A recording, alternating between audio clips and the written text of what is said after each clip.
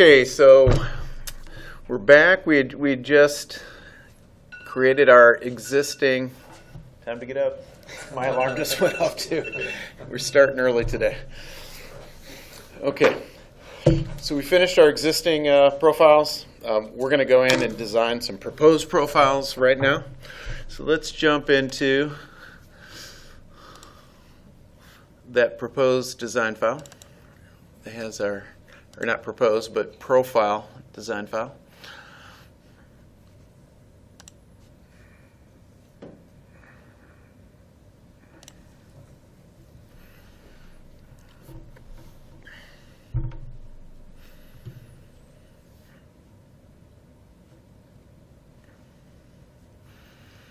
Okay, so the first thing we're going to do is we're going to design our mainline profile. Now the mainline profile is going to be different than the side road. The side road, we're removing the pavement, so we need to fully design that, the geometrics of the proposed profile. For the mainline, it's really just an overlay, but we'll still need a profile. So that's the overlay profiles are handled a little bit differently than one where you're kind of defining the geometrics of a profile. All we're really going to be doing is taking that existing profile and essentially just copying it parallel, so to speak, or storing it within coordinate geometry at an offset elevation above the existing. So the way that you do that is in coordinate geometry.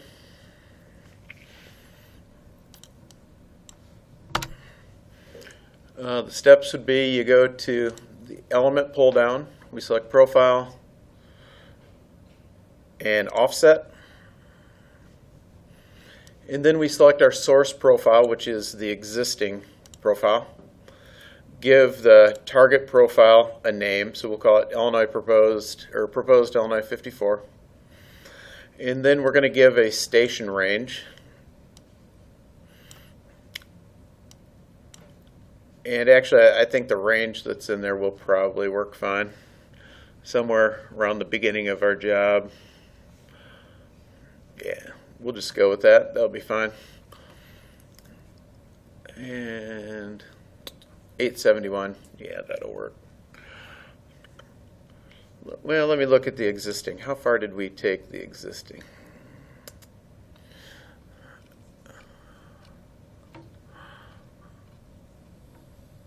$871, yeah, that'll work.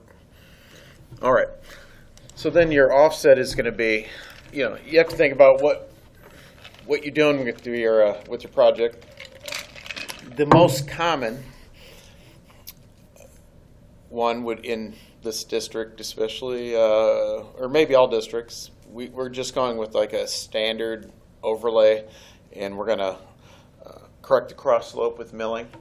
So our total overlay thickness is going to be 2 1/4 inches, but we're going to mill 3/4 inch at the center line first, right?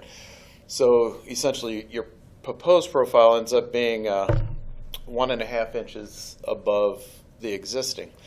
So we take 1 1/2 divided by 12, it's 0.125 in feet. And so we've got that keyed in already.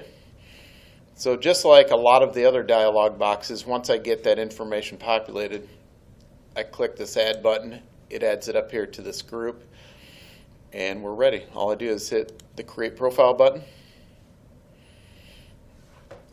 and you can see that every one of these dialogues, all that they're doing, in fact these dialogues didn't even exist at one time. Virtually everything really runs through coordinate geometry. Everything is a set of commands. Here, let's go to the beginning of this. You can see all it's doing for us is it's going into coordinate geometry and just automatically keying in the commands that we need to store this profile. You could have gotten the same result by going up here in the key and saying store profile proposed Illinois 54. And then I use these VPI 1, station, elevation, get to the end, and then I end profile. So really, the dialogues really aren't doing it. They're not really storing the profile for you. The dialogues are making it so that you don't have to know all the syntax of keying all this stuff in. It really made things easy years ago when that became available. And so now the profile is stored, and it's stored in the GPK file. And so we're going to go back and visualize the proposed profile just like we did the existing profile. And so I'm going to go up here to Active Chain Control and go to my mainline chain. Right-click on one, select Profile. Let's see, it should, this is View 2. There we go. So it found my profile for me. It's all in sync now. As you guys remember with this curvilinear coordinates, wherever it went, let's see, must be hiding on me somewhere.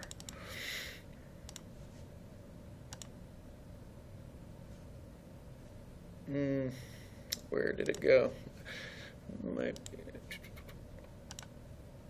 There it is.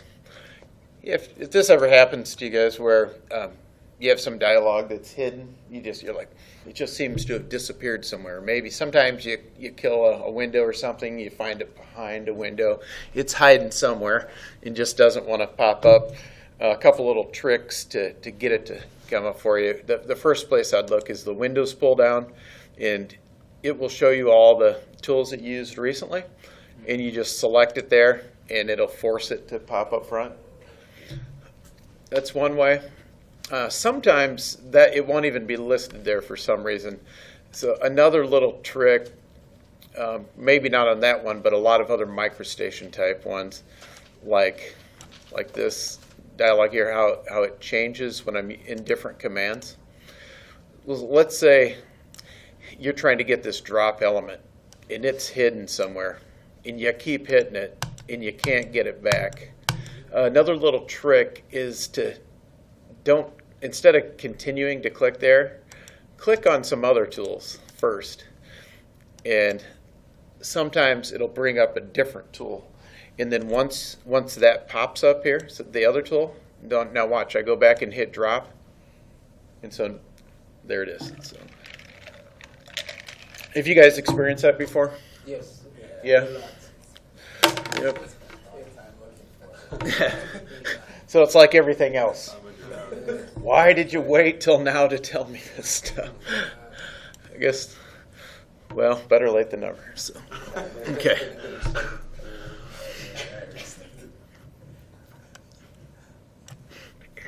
I think another thing too that I think helps with losing some of these dialogues is to keep it docked. That seems to help rather than just kind of floating around. Sometimes you'll lose it that way. If it's in one location, it tends to stay there. Okay, so our proposed profile is stored. Let's see, yeah, in coordinate geometry. We saw the commands that required to store the profile, but then I can go back to Navigator and I can see what's in my GPK, and I can describe that profile. So I can see, yes, it definitely was stored, it definitely exists. Now I just want to visualize it. And so we're going to go to the same dialog that we used for the existing profile, and that is Draw Profile. And we'll select our profile name. And then remember this down here, by feature, and then we pathed out to that, or we opened up that little mini DNC manager. Unless you used it somewhat recently, it may already be available, and you can see that I've used it recently, so it's available there. So I can get to it by that way or by hitting that paintbrush. Look around. If I want the range to be different than the existing was, I could do that.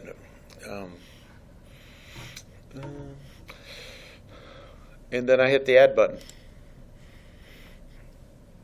And because all I'm doing is take, every profile, just, of course, you have your vertical and horizontal geometrics. It's not, of course, you guys know this, that our horizontal geometrics, our alignments don't just meander, right? They're defined by tangents and curves.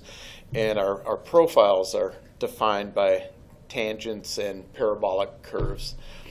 And we're going to do that. And initially when the job was designed, it included that. But in this particular case, when all we're doing is picking up the survey shots of the existing, that vertical curve length is not going to be shown or known. You can go to old plans and see what the theoretical was, but you're not going to see that and don't necessarily need that for the existing.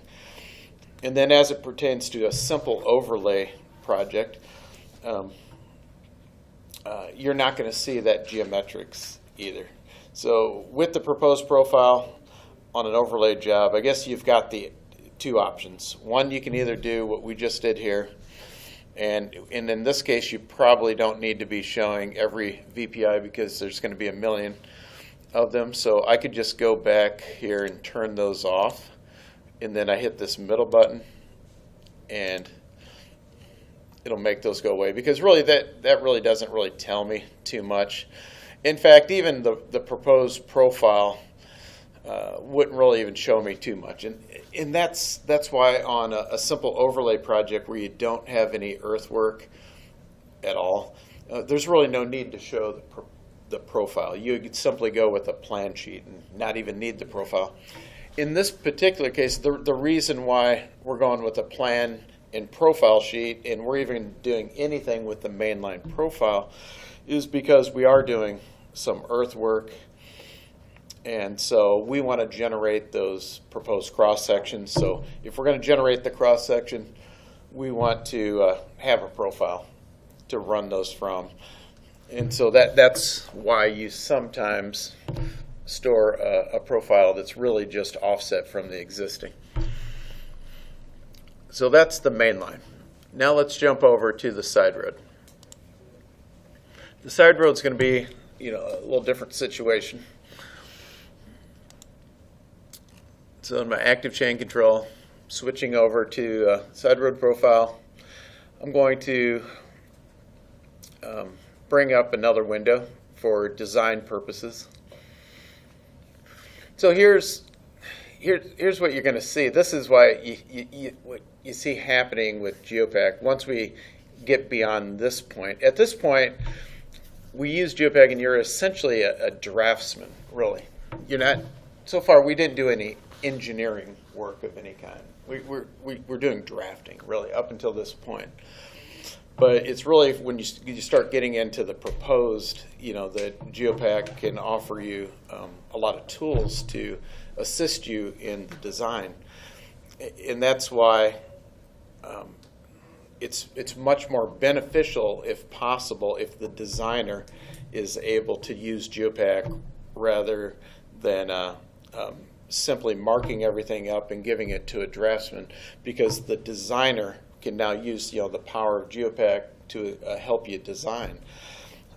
Because there's plenty of other drafting work to do, but in the case of trying to establish a proposed profile, you'll see here in a minute, it's so much easier to use Geopak to help you design that proposed profile.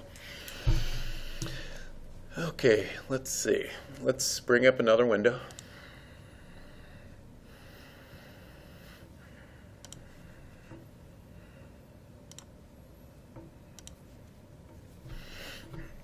And so kind of like we did yesterday, I kind of like the orientation to be the same, whether it's cross sections or profiles. So I'm going to take and rotate this view.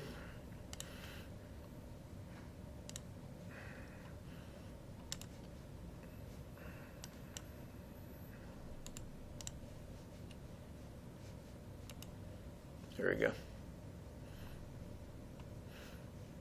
Yeah, see how it's kind of in sync now? What tools did you click to get them synchronized again? I'm using this tool up here, Active Chain Control.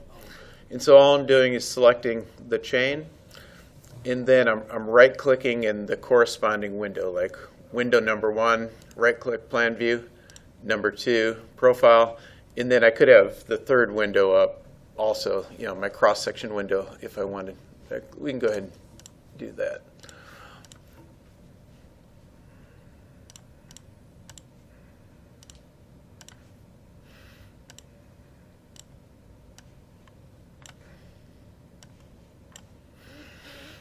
Let's see, we'll see what works best here. Yeah, so we'll say that's our, here's what we're going to be designing is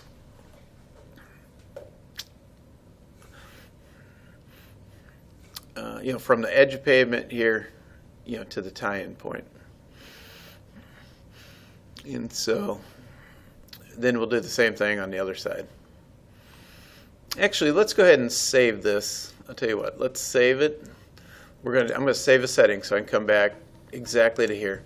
And we could figure out what our point is right here. We need to tie in by just doing the math. But instead, why don't we go ahead and generate the proposed cross-sections on the main line? Because when you're designing a profile, you want to know, what am I tying into on both ends? Right, so I need to know what the existing elevation is at that point, and I need to know at my edge of pavement, what am I tying into right there?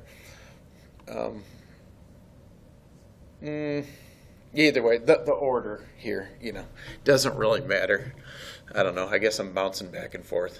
Actually, while we're here, we can easily figure out what the elevation is at the proposed, so let's go ahead and just stay here, I guess.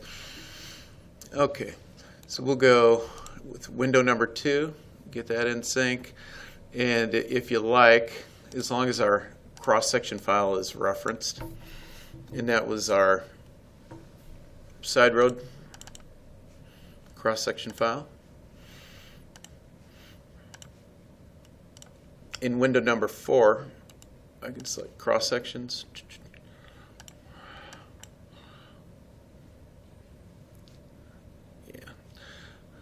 And then I'm going to go back to number 4 again, and I'm going to say cross-section navigate. And now, when I click on this middle button, you see what's happening here? Right? It's taken me right to that cross-section. I can see where I'm at in my profile. I can see where I'm at in the plan view. And having this really makes designing 100 times easier than if you didn't have this ability. You'd find yourself just bouncing all over the place trying to get information. Okay, so in order to figure out what this elevation is here, we know, we're going to know at the main line what that elevation is, right?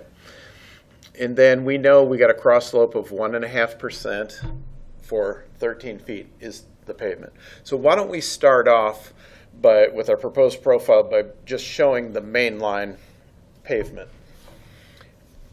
And in order to do that, there's a couple different tools that we can use. It's up here where coordinate geometry is located. There's one called VPI-based alignment. It's basically a VPI-based profile generator. And then you have a component-based profile generator. And you'll see I'll show you the difference in the two. The second, we're going to start off with the second one, and it's almost like you're using microstation commands to draft a profile. It seems like that a little bit. The VPI-based one's quite a bit different. But we'll start off with this. So you get these tools. It looks very much like the place line, but some of the differences, it's meant to work with profiles. So as long as I'm within that profile cell, notice when I'm drawing a line, look over here on the left, and you can see it knows the length of that profile and it knows the slope. And I can lock that in. Okay, so I said we're going to start off at the PGL of the main line. So here's how I'm going to get that information. I'm going to go to curvilinear coordinates first.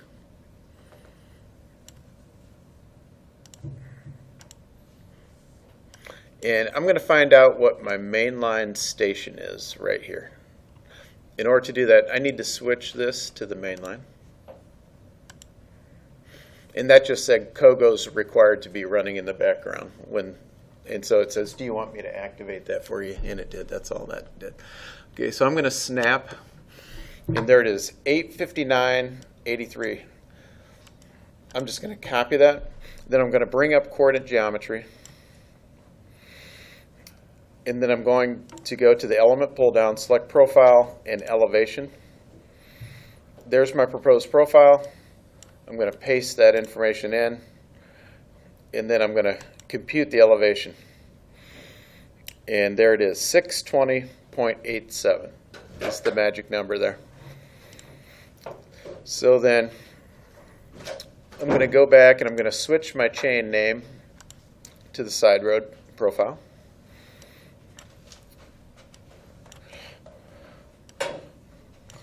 And so, hey Tina.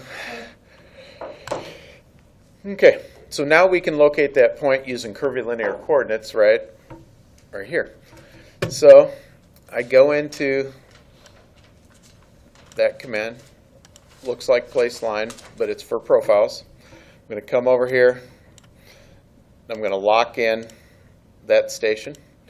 And then hopefully I remembered what that elevation was. Or you guys did, maybe. And I'm going to type that in. Let's see. 620.87.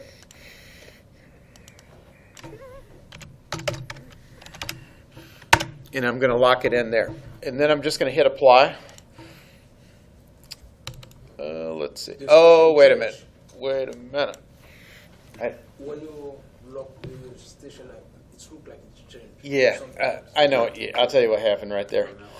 I was trying to get the elevation, but the station that I want, that I have to use, though, when doing this is the side road station.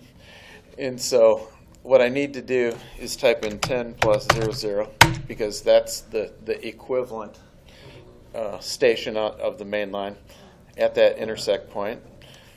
And then I'm going to type in the elevation, 620.87. And now when I hit apply, yeah, so there, I'm at the PGL.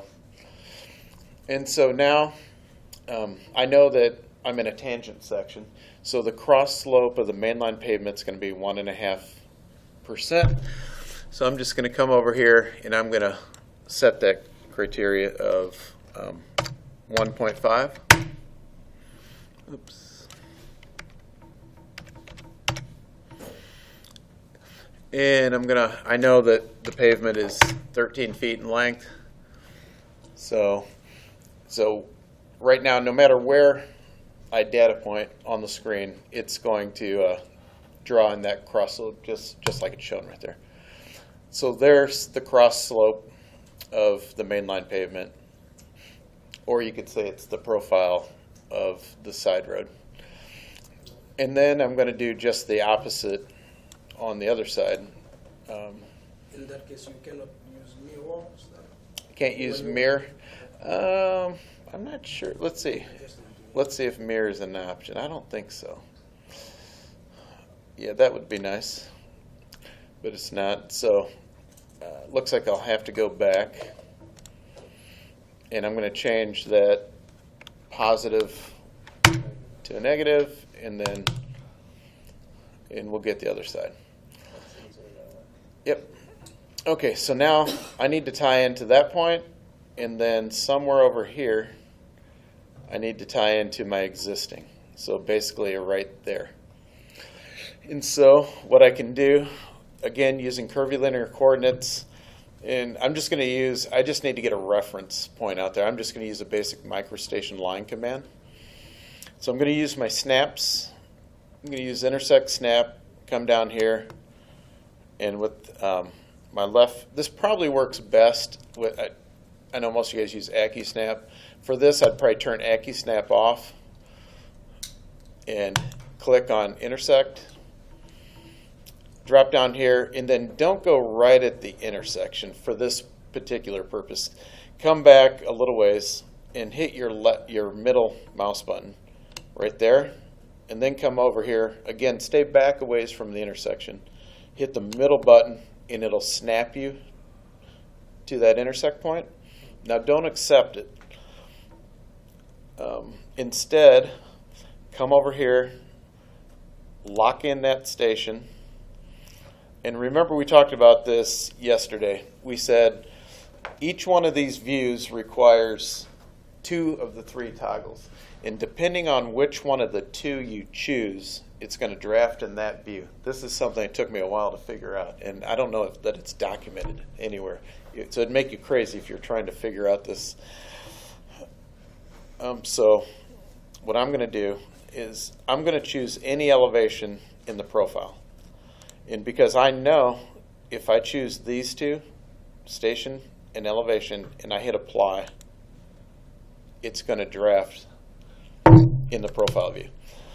And so now that line is at that exact same station. So that allowed me not to have to, write down the station and then come over here and key it in and do all that sort of thing. So once you do this a few times, you'll find out, like, you can knock this stuff. You can design. Once you guys get proficient at this, you just would not believe how fast you can actually design a project. I mean, and I think modeling's going to be the same way. I think initially, because we don't know hardly anything about it, and everything's new to us, and you're trying to figure out all these things, and it makes you crazy. Well, hopefully, we can get proficient at modeling, and then do the same thing, and make a video like this, and allow others to know this, and be proficient designers also. Okay, so we're tying into there, in there. So now this becomes probably more of a design problem at this point in time. How do you want to design your profile? There's a drafting aspect, I suppose. There's a design aspect. There's a CAD aspect. But ultimately, it comes down to two things. From a policy standpoint, what do you want to do? Do you want to do something as simple as select the edge of that pavement and come over here and do that? Is that profile acceptable? And no. The answer is no, of course. Because we always want to drain the water. We don't want to drain water onto our mainline pavement. So if you look in the BDE manual, you'll see it says something, and I should have this memorized, but I don't exactly. It roughly says something to the effect of you need to use a minimum grade of, I think it's 0.75, but you'd want to check that.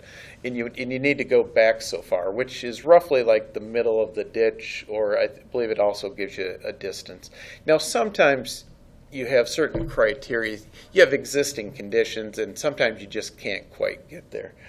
But I would say that, generally speaking, when you're designing side roads, try to make sure you're not draining water onto the mainline pavement. Okay, I could use this tool here. This would be fine. I wanted to show you also the VPI-based version. I could do something like this. I can see over here what my percent is. So I said maybe a minimum 0.75. I could do this. And then I could look here. I'm saying, generally speaking, I want to go away from the pavement to probably about where my proposed culvert is located. So that's roughly the low point, right in that general area. And you can see, if you look over here, you can see I'm roughly, 30 feet, something like that. So I guess let me show you both methods real quick. Okay, so I could do that, and then I could come back and use, we have tools in here for designing our vertical curves, our parabolic curves right here. You would normally use this one, so your tangent to both sides. And then I could come up here, let's see. I'm not seeing that whole dialogue. Let me move these over a little bit.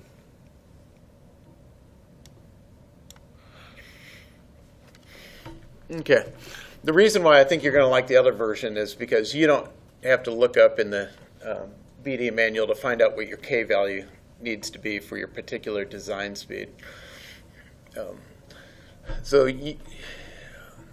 I'm gonna float this just for now. I'm not gonna set anything, but I could set my length or my K value. or I can leave it blank and dynamically place it. But I do need to tell it, is it a sag curve or a crust curve, which I did. So now you just select your back tangent, your head tangent, accept it, and now since I don't have anything toggled over here, wherever I place, I could get kind of a rough idea by just placing my cursor right there and then accepting it. And so there's my vertical curve. And it came up with a 35 foot. And in this case, you're so close, you're at a stop condition, so design speed is probably less of a factor in this particular case, because you're right at a stop condition.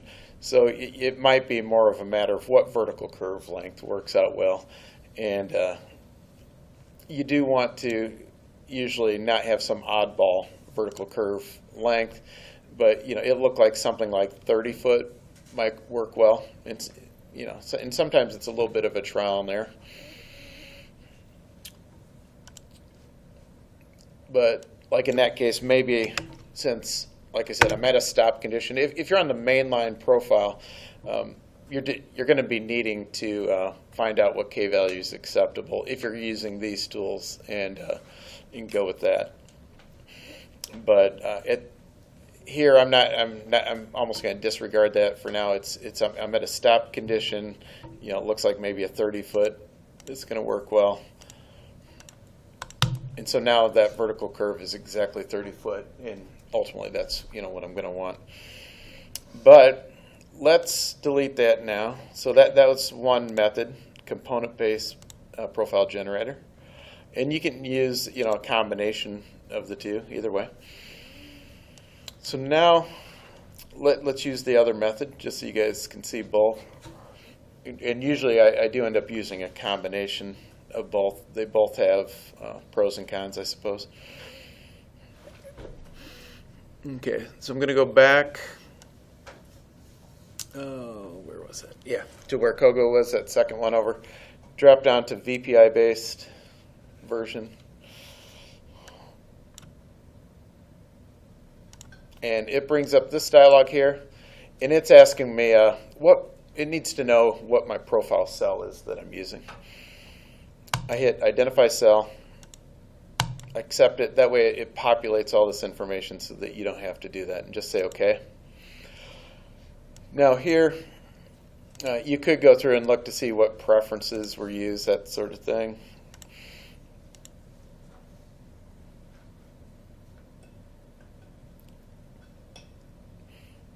K-value tables. You can see that, in this particular case, it looks like we're still pointing to maybe some older tables, some 2001 tables. But we'll go with just what they have the system currently set up. I think there's an update to that, but we'd have to see.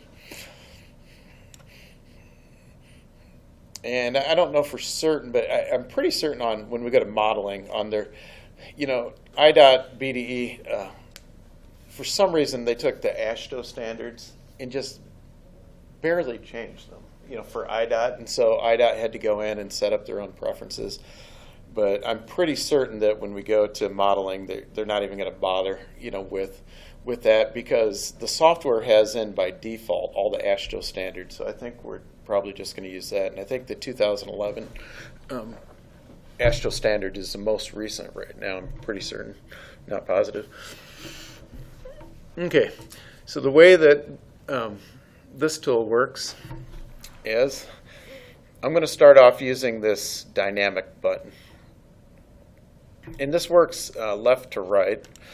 So it's asking me, what is your first VPI station and elevation? So I could key that in, but I'm going to use a combination of key-ins and dynamic, which means, it's just wherever I place my cursor, it's going to go. So I'm going to be able to data point to that known tie-in station. I'm going to accept it. So now I've got my first VPI.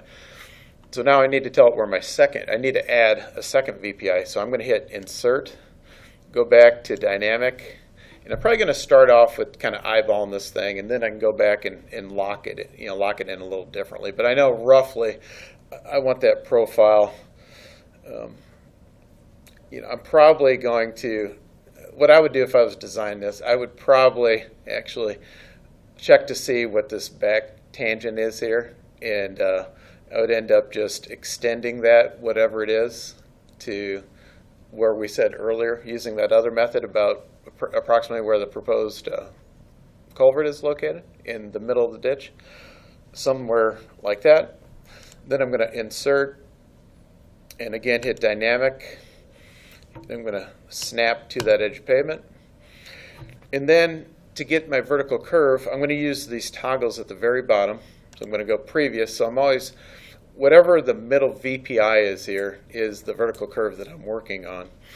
And so here, like I was saying, I don't necessarily have to know that K value. I can come in and select that design speed, and it's automatically going to know what that K value is for that design speed, which is pretty nice. Or I can up it to 20 there. But like I said, this, of course, it's a stop condition, so a little different scenario. So at that point, now I can start tweaking this if I want.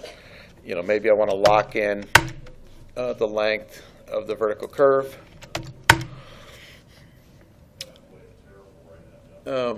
Couple things I could do here if I was playing around with this.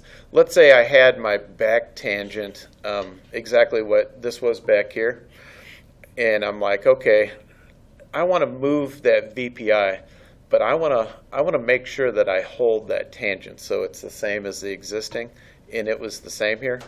So I can lock certain constraints like the back grade. I could lock that in. And now when I go in and I modify the second VPI by hitting this dynamic button, and I go back up, and here's the little trick it took me a while to figure out. You have to take the cursor and put it inside of that circle.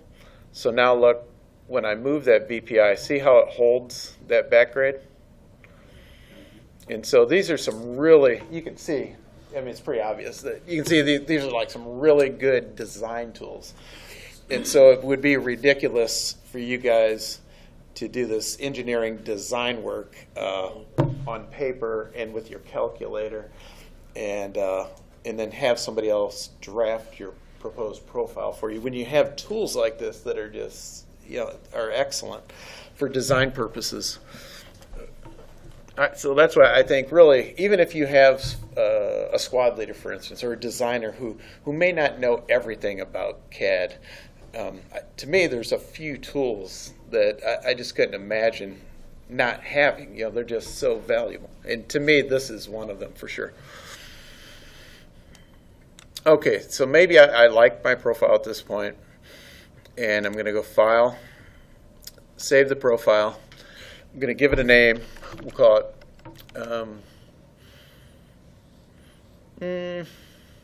yeah, we can go ahead and say it. Let's call it PR, maybe whatever the chain name is, S00 or S017, and it's on the south side, so we'll give it an S on the end. We'll say OK, and it says profile stored. We OK that. And so now, if I go back to coordinate geometry in my navigator, I can describe it.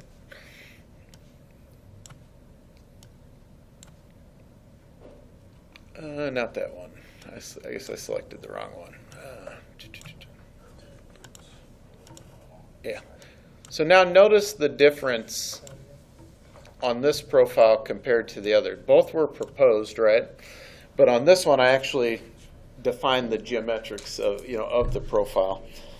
And one nice thing I like about this, and this is, especially when you start working with drainage, the fact that it gives you the low point in the vertical curve, that station right there.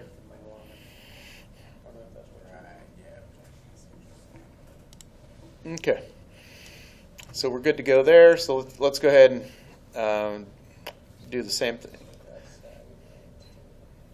Actually, I want to keep moving along here. I could design the other side, Yes, but- it'd be the exact same thing, right? So let's just do one of each. You know, just because once you know how to do one side, you can do anything. Okay, so I'm going to exit out of here. And at this point, you could say, well, I guess I'll say yes to save settings, but once the profile is saved and it's in the GPK and you're getting out of that dialog, it'll always ask you, did you want to save this? But know that once you stored it to the GPK, you don't have to store it again. Once it's in the GPK, it's kind of a done deal. So I'm not going to need this reference point here any longer.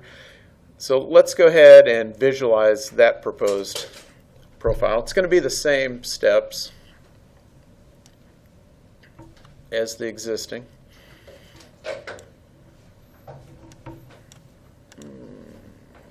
Oh, wrong one.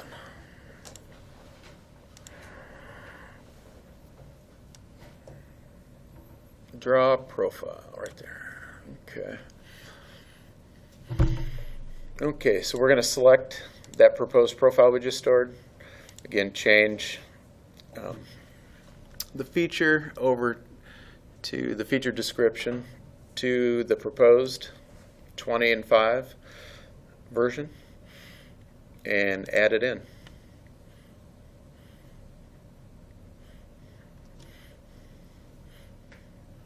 And I'm not saying that's a perfect design. We threw that in there, but you saw, the tools that you would use for design purposes. It would be probably something similar to this.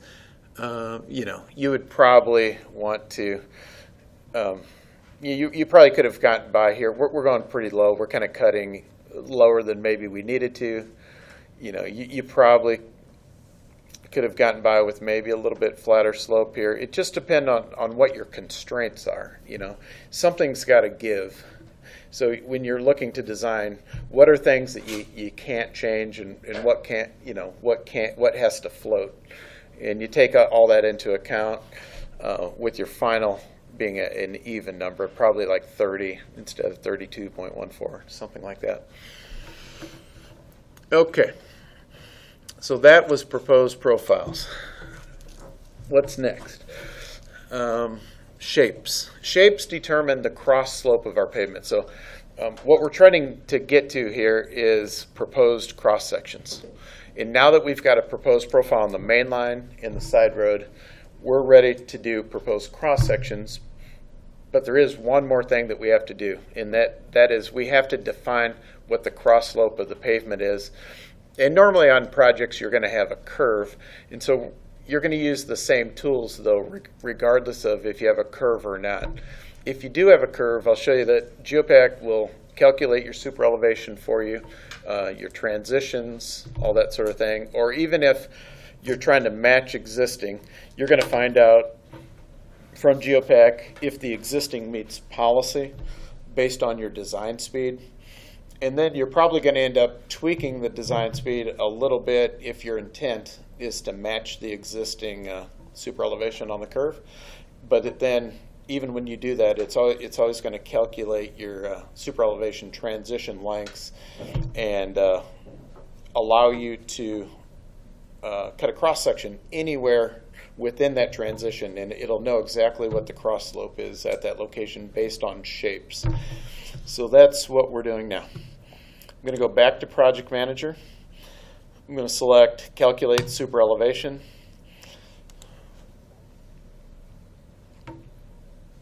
I guess I should have said no to that. And it's not letting me out. I guess I'll just hit Apply.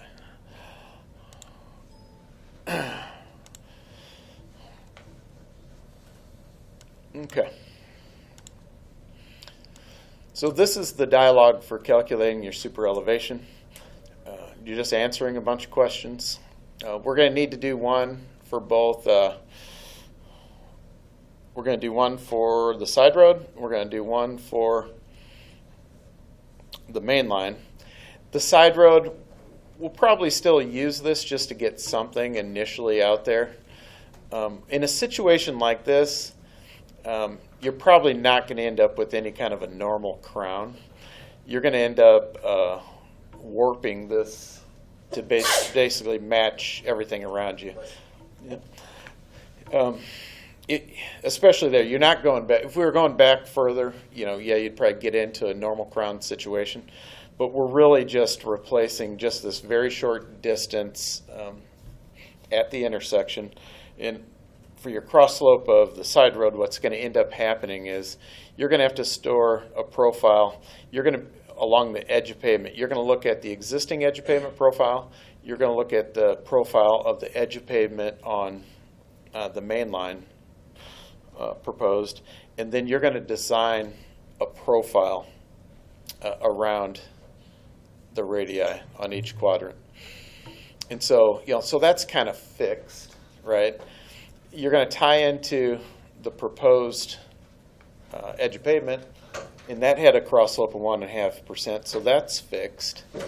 And this is fixed on this side, so virtually every side is fixed. And so the cross slope's going to really end up it's going to warp in there. And that is one thing I like about the software we're going to. It has really good tools to deal with that. And this version of Geopak really I would say, doesn't have any great tools for intersection. And intersections are always complicated, coming up with the cross slopes and elevations. So I think you're gonna like that. But in any case, we're still going to want to generate an initial proposed cross-section, still have Geopak come up with something for us, and then we might take and manually tweak it, but at least it'll get us started. So let's generate the shapes for this. Now, you're going to want to be sitting in the geolines file, because that's where the shapes are going to be placed.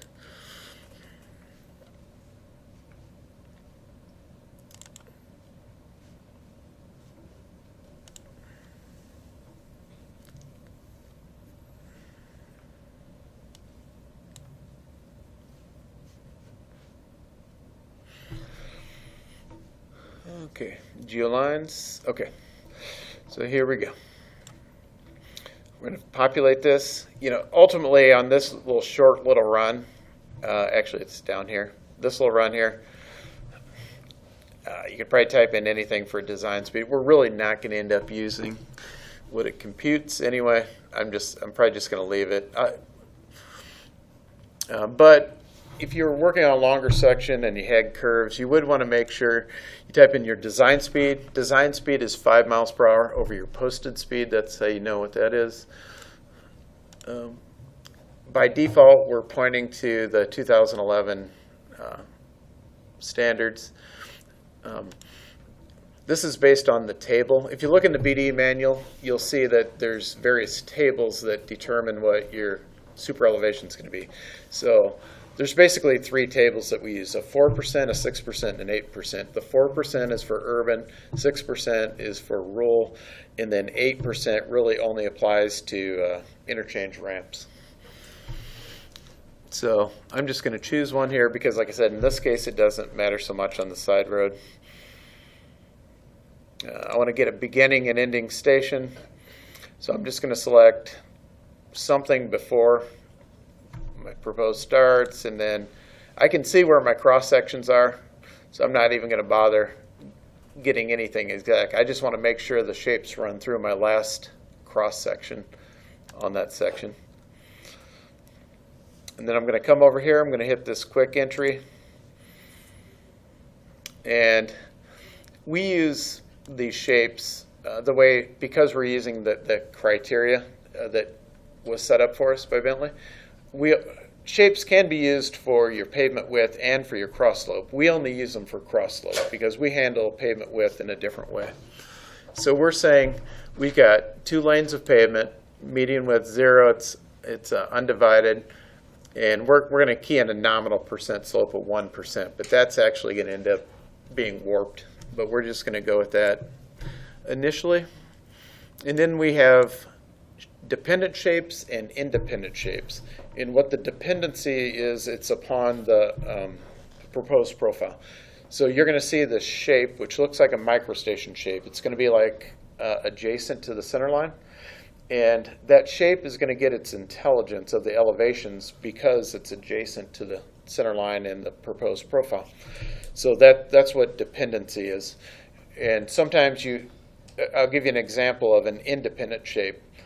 If you had a mainline pavement where you've got the mainline lanes, but then you're also adding a turn lane. So let's say the mainline through lanes are 1.5% and your turn lane is 2%. So in that case, you would place a 12% shape or a 12-foot wide shape at 1.5%. And then you would add in here, you can have multiple shapes. So you'd have a shape right adjacent to the other one, and that shape you would have to say the turn lane shape. That's an independent shape because it's independent of the profile. Does that make sense? That probably not yet. That takes a while to kind of sink in.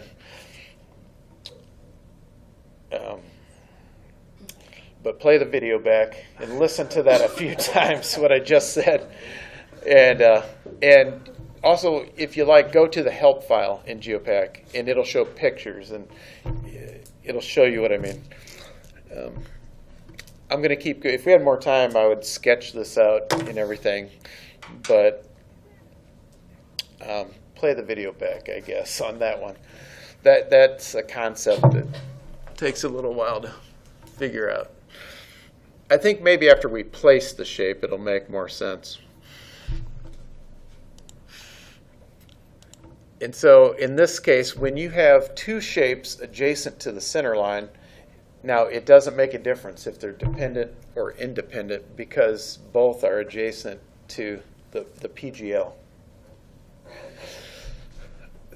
But one can be independent because if it's adjacent to another shape, it'll get its elevations from the adjacent shape. So I usually just make one dependent, one independent, and then that way they end up being two different colors. I'll show you that here. So once we've gotten that far, I'm going to generate super elevation transitions. I could read through this, and you can see all the commands that are used. Again, Geopak you used to have to know all the syntax for everything that we did, and they just made life just easier with these dialogues. You used to have to type in all this stuff and have to know the syntax, and you always had to refer back to the manual. So this was a big improvement at the time. And so I'm going to hit this button. See that drill button right there? So that says create shapes. So it calculated the shapes for me. And now I'm putting shapes out there. And so I'll show you that these, what looks like a microstation shape with opaque turned on, that's actually an intelligent shape. So I can click anywhere within this shape, or I can even go away from it, and it will know what the elevation is on my pavement anywhere because they're intelligent shapes. Yeah, let me show you that real quick. Let's see. If I go up here, I think I can drop down and say, let's see. Looking for something that says shapes, shape manager right there.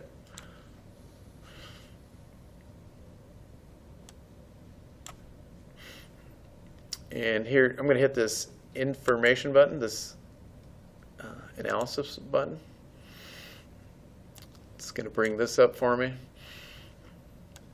And I really don't even have to type anything in here, I don't think. Let me see. If I think when I data point on it, it automatically pulls from that. So watch here. This is pretty nice with this dynamic button too. And like I said, we're going to end up warping this pavement on the side road, so I wouldn't use this from design standpoint, but you can use shapes, and you can get shapes this way through this calculate super elevation.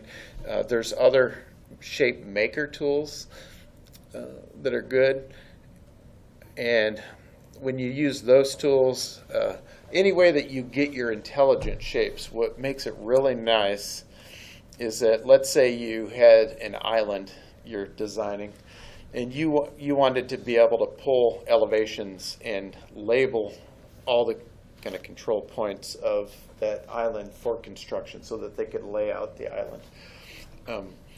You can actually go through, and if that island was drawn in, and you can snap to the edge of the island all the way around by hitting this DP button.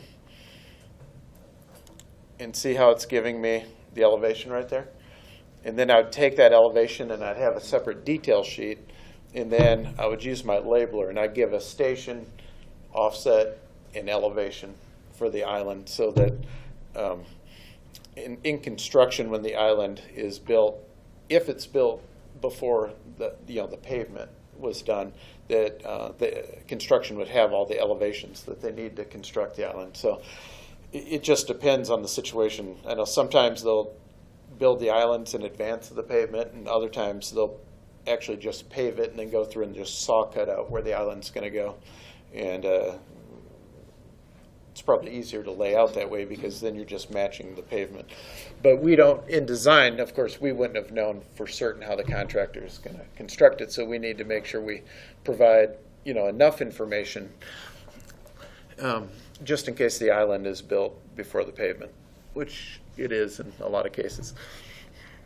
And so it's the shapes, that help me with that. Okay, so there's my side road shapes. Let's go ahead and do some mainline shapes. So I'm going to do the same process, and that is that calculate super elevation. Use that same box here. So I'm going to say use that chain. And then, same general. Basically, I just need to go somewhere before my first cross section, end it just after your last one. I guess it would have made for a better example if I would have included this project to go around the curve so that you could see how it calculates the shapes for the curves. But it's exactly the same here. You'd treat this exactly the same whether you had curves or didn't have curves. So we'll just go with it.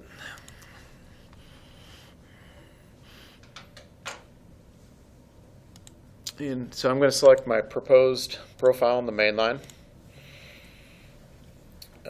I'm going to change my cross slope to 1.5% on both here, both sides of the PGL. And I think we're good to go. Generate this, and here it's showing me that we're in a tangent section, so it only came up with a 1.5% cross slope. But if I would have extended this into the curve, then it would have shown like where the super transition begins, and various points, control points like along that, where. I'm trying to think what the term is of those critical stations within a transition. Are they called Cartesian stations, I think? Elevation, runoff, tangent runoff. Yeah. Have you guys dealt with that at all? Super elevation, runoff and run out? Runoff and run out. You can take a look.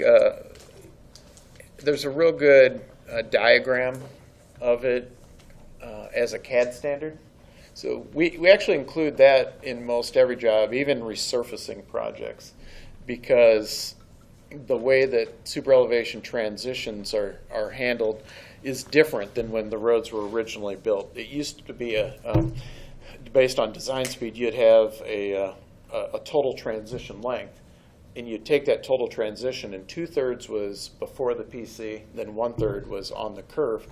And then at some point, 10 years ago or something, they kind of changed it. So now it's roughly, but not exactly, 3/4 off the curve and 1/4 on the curve. But there's a diagram that we have that shows the super elevation transition development in all the stations, or not stations, but critical points within that transition development. And that might be more of a design type class. I guess we're handling this a little bit more as a CAD class, I suppose. And maybe later with our group, we could maybe come back. In fact, maybe you guys just go ahead and keep a running list of things in the future that you guys want to cover.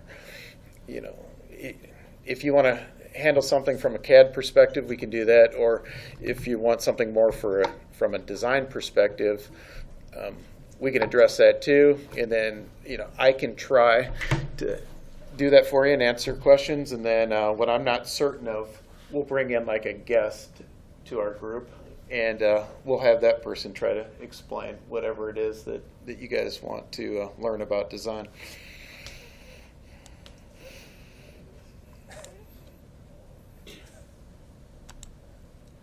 Okay, same deal. I click that middle button. So now I've got cross slopes on the main line. So now we're good to go. We're ready to run our proposed cross sections.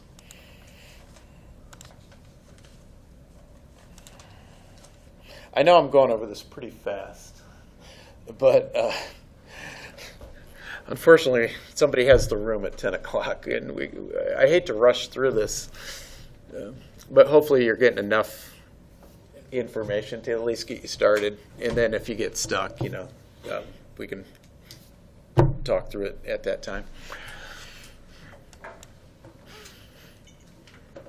Okay. Well, isn't that why we have the videos? Yes, you'll have the videos too. But I'm sure I'm not covering every last. You could take this probably much further. It's like, how crazy do you want to go with it, you know, in detail. Trying to give you guys just a good overview of start to finish of developing a project with giving you just enough information, but not showing you every single button in Geopak. Just show you all the main ones, I guess. Okay, so I'm going to go to Project Manager. I'm going to go to Proposed Cross Sections. I'm going to exit out of that because last time I was in this, we were developing the existing pavement from this location. So I want to go back to it and create another run. So we'll call that Proposed Illinois 54.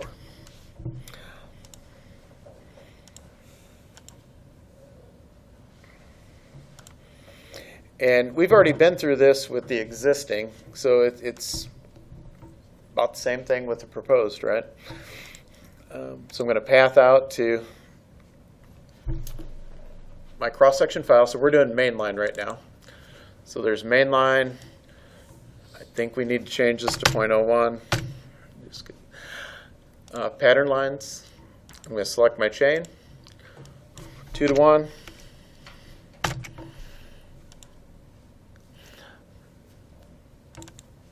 Geolines, and I'm going to toggle a few of these. I'm going to match my pattern lines. Existing ground probably need to be sitting in my cross-section file for that. So mainline cross-sections.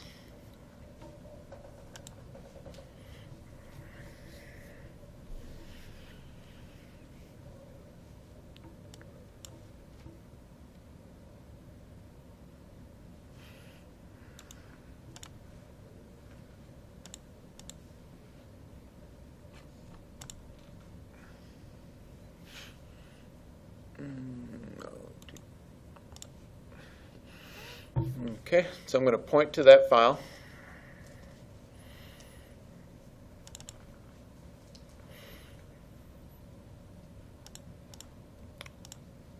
Match the existing ground. The reason why it needs to know that, because if you think about it, like the back slopes, you know, they're going to draft up until they hit the existing ground. And so that's just why it needs to know what level it's on and all. Okay, shapes. We just did this. We just placed the shapes in the geolines file. Next is shape clusters. So what you do here is you hit the scan. We didn't do this last time with existing, remember? Because we didn't have shapes. We were shapeless. Yeah, I know it sounds goofy, but okay, so I'm going to hit scan. It's going to show me my clusters of shapes. So we created a cluster of mainline and side road. So there's the mainline. So it automatically populated my chain in my profile. Remember, we add that in, we select it, we click on typical. Just like we did with the existing, we can look through and find the typical section that looks most closely matches our situation. Now, having said that, you can do that. These all work fine. And they all have really good directions on how to use them. Whichever one that you select, you come over here, see where it says description. And the guy that wrote the criteria, Chuck Lawson of Geopak, apparently back in 2006, he initially wrote it in 2001. So you can see it's pretty old, but still works excellent. And it'll tell you every file that you need. It'll tell you where things need to be drawn. Remember, we said some things we need to use the DNC manager and tag them, not just have the attributes of level, weight, and color. These files, like I said, did a really, really good job of, this one's a real basic one, but giving directions and telling you really everything that you need to know. You will like that for sure. Now, I was just saying that you find the one that you like, because there's a million different scenarios. Now, I'm going to show you what I do. I'm not going to say this is the absolute right thing to do. This is a way to handle proposed cross sections. I treat everything like it's new construction in regards to the typical section I choose. There are widening there's ones that are specifically for widening or for most any situation that you can find. I just found, I guess, over the years that no matter what you do with this, that this system is like really, really good for automating 80% of your cross section of the work. And it seems to me like no matter which one of these you choose, you still end up manually drafting about 20%. And I know that this one, new construction, works really well. And I know that even though the main line, I'm not replacing the pavement like I am on the side road, because everything's on its own level, I can go in and, with the click of a button, delete the pavement. That's what I do. Like I said, do whatever you want. All these work fine. This is a way. So I'm going to show you how I've done things over the years. I'm also, this also makes me think of modeling though, because over the years I found it easier. I had to be, as a squad leader, I guess, most efficient in everything that I did, because as a squad leader, you end up getting more and more and more and more work as time goes on, and you're always chasing that. You're always trying to meet letting dates, and I never did anything for the sake of automation purposes. I did whatever it takes to get the job done that was most efficient, and for me, it was usually to run this one time, automate the cross sections one time. And then I would go in, and with active chain control, that's really powerful, I could tie into any existing situation and knock out a job, really quick. One thing, though, that I'm thinking about now is the fact that modeling is not like that. You really can't do that in modeling. And so our thinking's going to have, my thinking would have to be different when we go into modeling. You have to think about automating everything that it is that you do, because there is no ability to manually draft anything.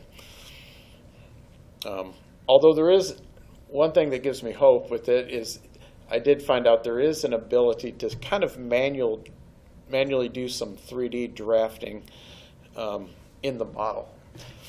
And really the cross sections are just going to be visualizations of the model at any location. And so I think in a sense, even on modeling, you are going to do some manual drafting, but not not manual in the sense that you're manually drafting the cross-section, manual in the sense that you're manually doing a little bit of work in the model.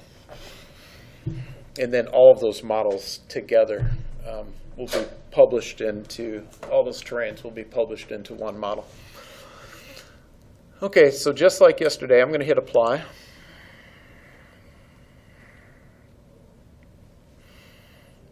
And that's just copying down that criteria.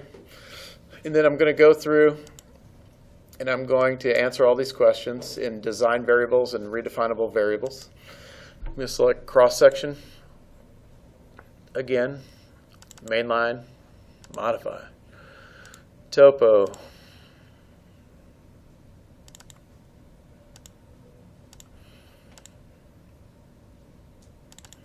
My design file. Always hit modify. The right-of-way file.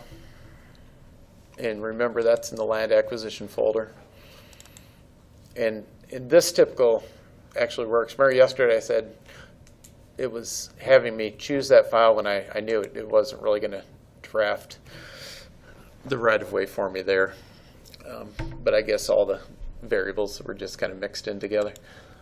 So Geopak lines, that's where my pattern lines are located in the geolines file. Hit modify.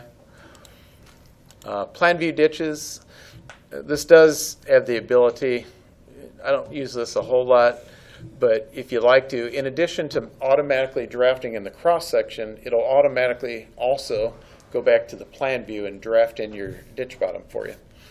And that's the reason why it's asking me, where do you want me to draft in your plan view file?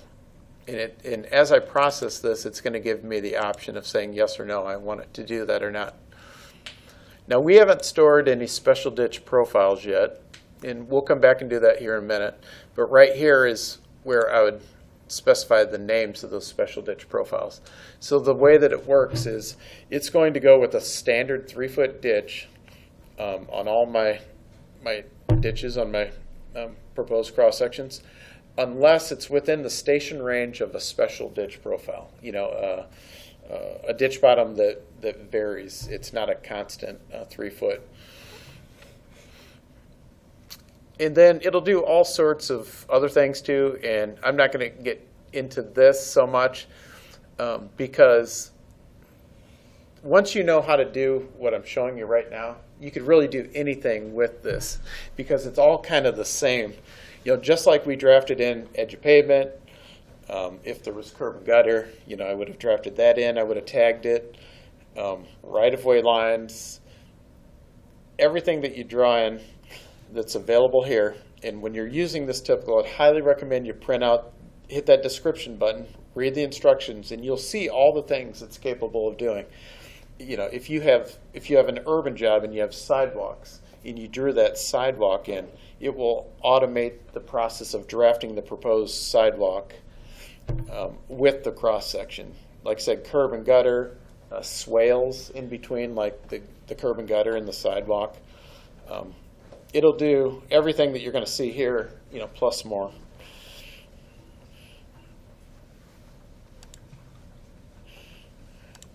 And again, we just answer all the questions here. What is your surface course thickness? You know, by default, it's 1.5 inches. Good. What's your binder course thickness? 2.5. You know, more commonly a policy overlay. You know, probably 0.75. But on a lot of projects, including this one, because this is a real life project, they actually. Our material section, I know, did give a pavement recommendation of going with an extra thick overlay. Isn't that right, Clint? Yeah. What was it, like 2 or 3 inches on the binder, maybe? Oh, it was like 1.5 inches. 1.5 inches? Yeah, I can't remember. Yeah, probably 1.5 inches and 1.5 inches. So your total overlay thickness was maybe 3 inches instead of 2.25. So we'll save that. Base course thickness. Now the base course thickness isn't going to matter here because we really don't have base course, right? It's going to drop, but we're going to delete it. Like I said, this is a new construction typical. On new pavement, you type in whatever your base course thickness is, probably somewhere around 9 inches. And then sub-base, that's going to be normally an ag sub-base, usually 8 or 12 inches. Or it's going to be like a lime modified soil on, like, say, new construction on a rural section, and that might be like 12 inches. But again, we're not using that in this case, so I'm going to end up deleting those, even though it's going to draft those. We'll just, I guess, leave that as is. I might go up here and change this to my proposed cross-section level.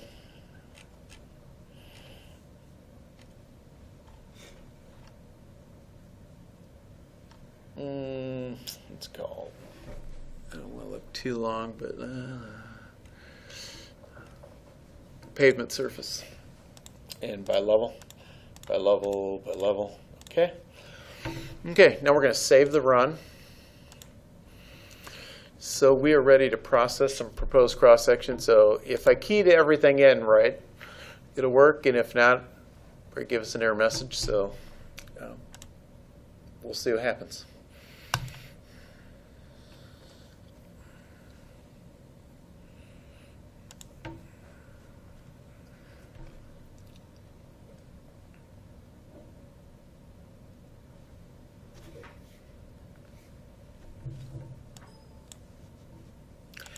So it's asking me here, it's definitely going to draw my proposed cross sections, but do you also want it to go into the design file, the plan view file, and draft in that 2-foot ditch bottom for me automatically? I usually end up saying no, and the reason is because at this point I know that I'm probably going to need special ditches, and when I do that, it's going to change the offset of the ditch in the plan view. So I'm going to say no. Let it process the cross sections.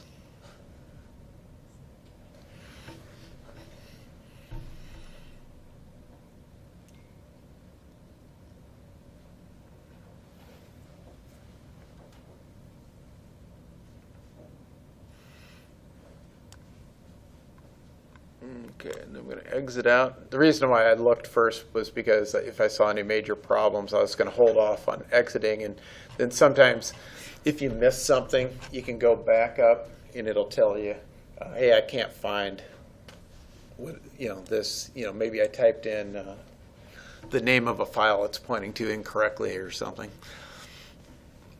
It also created a log file too. So if you ever get to the point where you just can't figure out what you did wrong, you can actually, there are a couple things that you can do to figure it out. You could go to where that log file is, and then you just look through it, and it'll tell you what the problem is.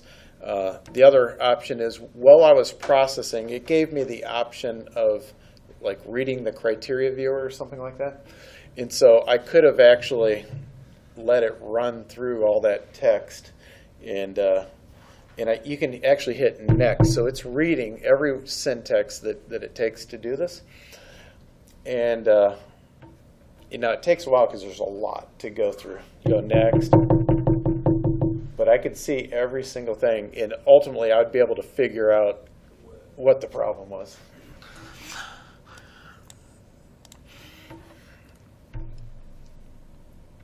Let's see.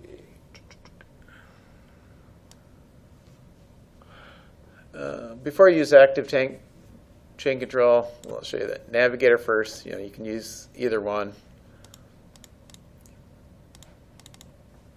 We can toggle through. Ultimately, like I was saying, this isn't new construction, and so see that base course there and that extra line there. I probably even wouldn't worry about this yet until I get my ditches and everything squared away. But at some point when I'm getting ready to kind of finalize these cross sections, I'm probably going to bring up my levels, and a couple ways I could do it. One way would be to make my active level, that base course level, say all except for that. All off except for that. Yeah. So there's all that base course that I'm not really doing. I can just delete it.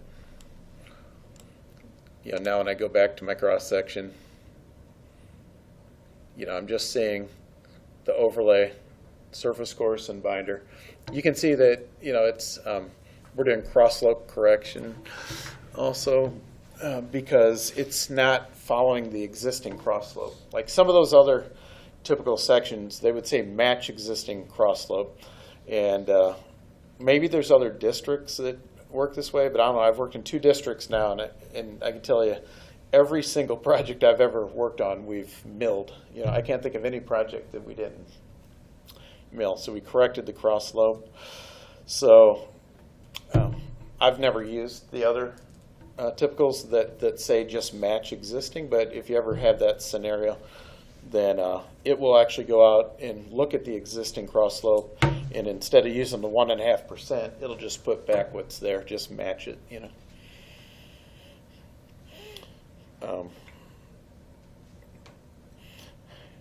and you might end up with a little bit of cleanup, like, I just usually figured that was going to happen. There's always little things for cleanup purposes. I usually wait to the very end to deal with that. That's minor. That's like nothing to make it look pretty, basically. The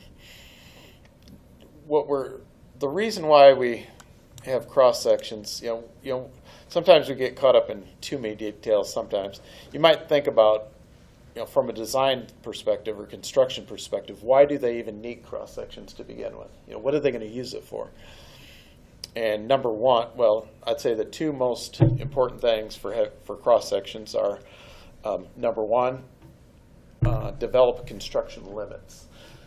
Determine how much right-of-way that you're going to need, and of course where the back slope ties in with the existing, that's the construction limit. And so as I go along, and once we establish our special ditches, you might find that you'll get into situations like this where I'm extended beyond the existing right-of-way, so I need to buy right-of-way. How much right-of-way do I need to buy? And so you can go back to active chain control, and just like we did with the cross sections, and you can actually draw. You can have this. There's a way to automate the process of have it doing your construction limits for you, or I usually end up doing this myself, just using active chain control. I'll snap to that point. I'll be sitting in the plan view file. I'll snap to that. I'll lock in station and offset, and then I'll have it automatically draft in my construction limits for me. And then from there, you can take a stab at designing your proposed right-of-way. Because in this district, that's the way Land Act operates. They have us for, they may tweak it, but they want us to take a stab at, how much right-of-way do you need? Because you're not just going to follow the construction limit. You're going to come up with something that it includes the construction limits, but is at some nice even station and probably a nice offset, and it's a straight line, that sort of thing.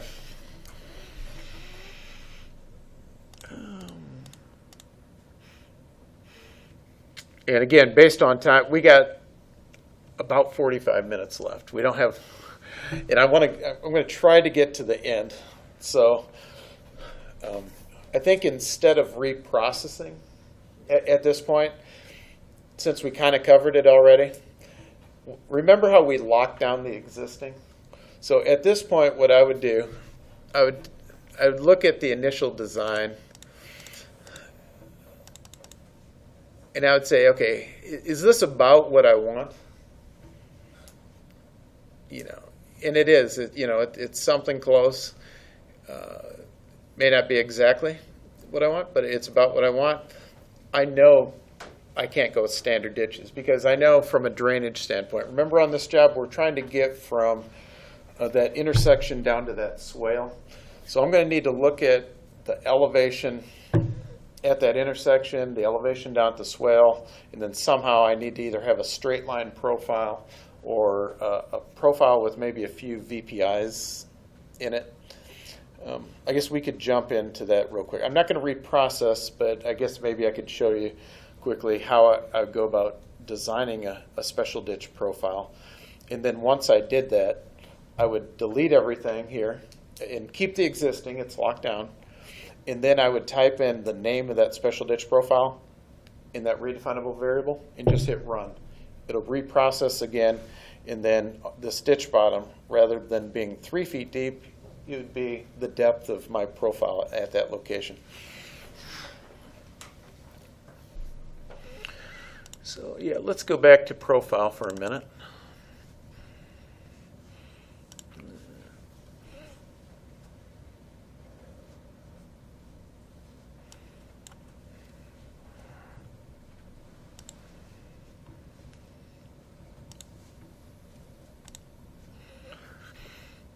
Sync up my profile, number 2. There, actually, let's look at the main line. Now, another reason why I'm doing plan and profile sheets is that I want to be able to show my special ditch profile. So in addition to having cross sections that have the proposed depth, of the ditch at those locations, that's a place where I could pull the elevation later. I also, in my plans, want to show the special ditch, the profile of that special ditch. So in window 1, let's go to plan view.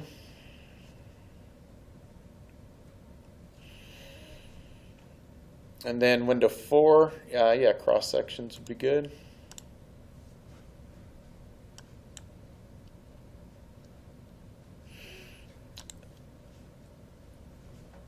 Okay, we had side road, but I guess I didn't have main line.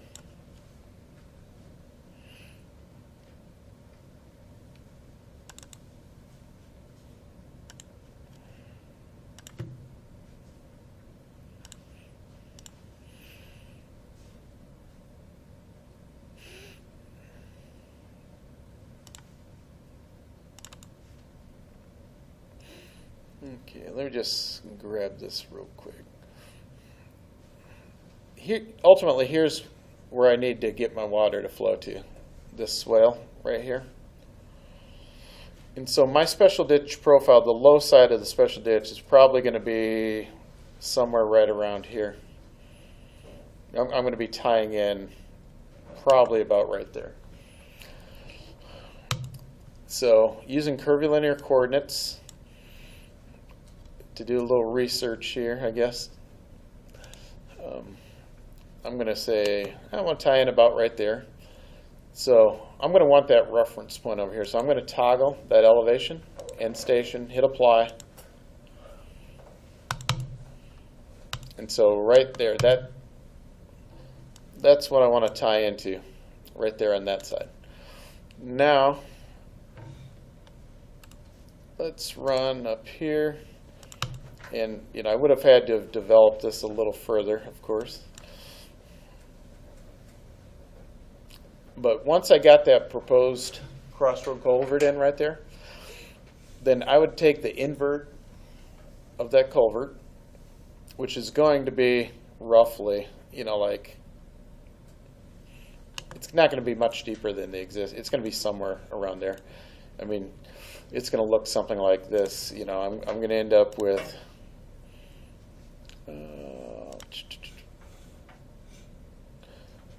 you can imagine this.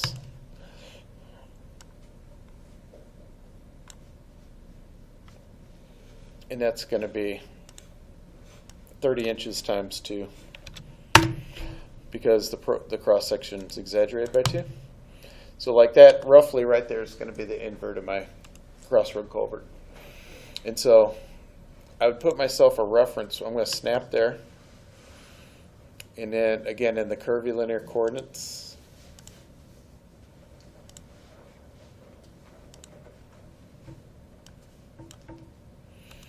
Okay, I'm going to snap there. Station, elevation. There. So just like designing a roadway profile, you always have constraints that you're working in. I know I need to get from here to here. Now, what's that going to look like? And you almost always start off, well, what happens if it was just a straight line? What's my percent going to be, my grade? because I know that anything over 3% is going to cause erosion, right? So I go there, and it says 0.66, and I can deal with that. So it would be a done deal. I mean, I'll just go with that. And so then you would need to get that special ditch profile stored into coordinate geometry in some way. And so I've been having a little bit of problem with this recently. I'm not sure what's up with that. I need to look at this. The component-based version that store vertical alignment. Let me try it. There's 3 ways you can store profiles, so if it doesn't work, there's plenty of other ways.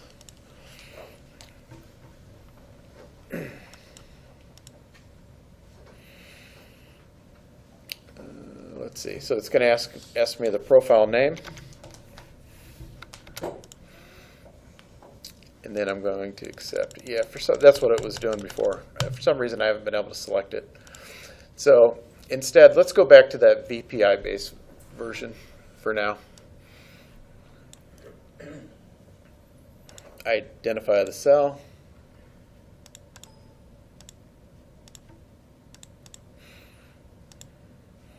And again, just hit that dynamic button.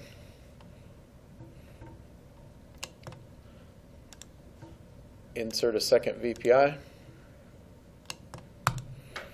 And save the profile. You probably call it like special ditch left or something like this, or right, I guess in this case. Okay. Okay. So now that special ditch profile is stored in the GPK file. I'm going to exit out of here. I can say no because the profile is already stored. Go back to your draw, not ground profile, but draw profiles. So I've got my 2 roadway profiles. Now I want to add in my special ditch profile. So just like with the roadways, I'm going to select that profile that I just stored, special ditch right. I'm going to drop down here. I'm going to see if I have any special ditch, if I used it recently, and I guess I did not. So I'm going to hit this paintbrush. It's going to take me to that mini DNC manager. And this time, instead of existing ground profile, I'm going to select ditch profile and proposed and right and 20 and 5. And I'm going to add that in. So there it is.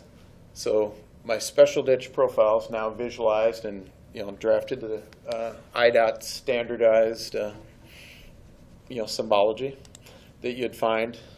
Have you guys ever looked in the highway standards, that 000, the abbreviation one? And then it gives you the symbology for everything that we do. And this is one of them that you'd find in. This is just IDOT's way of defining a right special ditch. Everything has its own symbology. But fortunately, you don't have to memorize any of that sort of thing because we just went to the DNC manager. Somebody had already taken care of that for us. We just said, hey, this is right ditch. And like everything else, it said this is the symbology that you'd use for the right special ditch.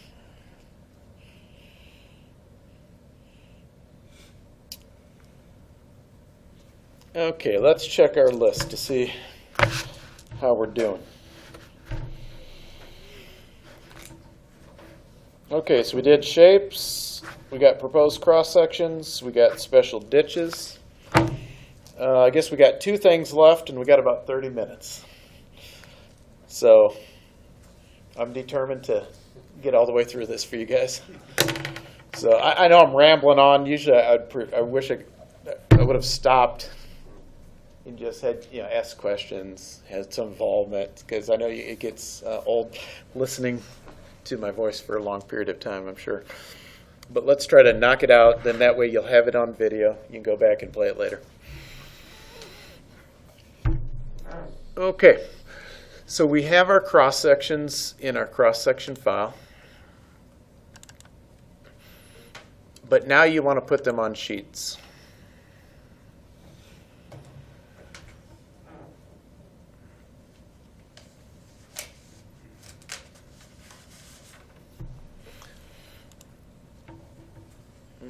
Okay. Yeah. You know, you've got the cross section. They're on a cell. So what we want to do is in a separate file, have our sheets file, you know, with our grid and all that good stuff. And then we want to take and we want to reference each one of these cross sections onto the sheets. The reason why we want it to be referenced is when we come back later and we make changes to these proposed cross sections, that change automatically reflects on the cross section sheets. Just like I know most of you guys have set up plan sheets before, or plan profile sheets, and it's the same way. People have a tendency to want to copy things in, but if at all possible, only reference it. That way, when you make changes that persist, through the other files, and so you don't have to do additional work. It just automatically happens. And so the way that you set up your cross-section sheets is in Project Manager. There's a cross-section sheet dialog, and like everything else, I should mention this. It's always going to do this. It's going to say no sheet. You're going to think something's wrong, but really, just hit OK. It's been like this forever, and it eventually opens. I don't know why, but it consistently will work fine. But it will also consistently give you that message. Okay, so it's asking me the question: where are my cross sections located right now? So I'm going to point to that file. It found, because it's in the cell, it knows automatically what the chain name and the station range is. So it's going to give you every cross section if you want, or you can key in a range. Then it's going to say here, now unlike the plan and profile sheet generator, where it automatically creates a DGN file for you, this one you have to have an existing sheet set up already, an existing blank file. So if I go to my CAD Sheets folder and look through all of my template to see what's available, hopefully there's a cross-section one in here somewhere.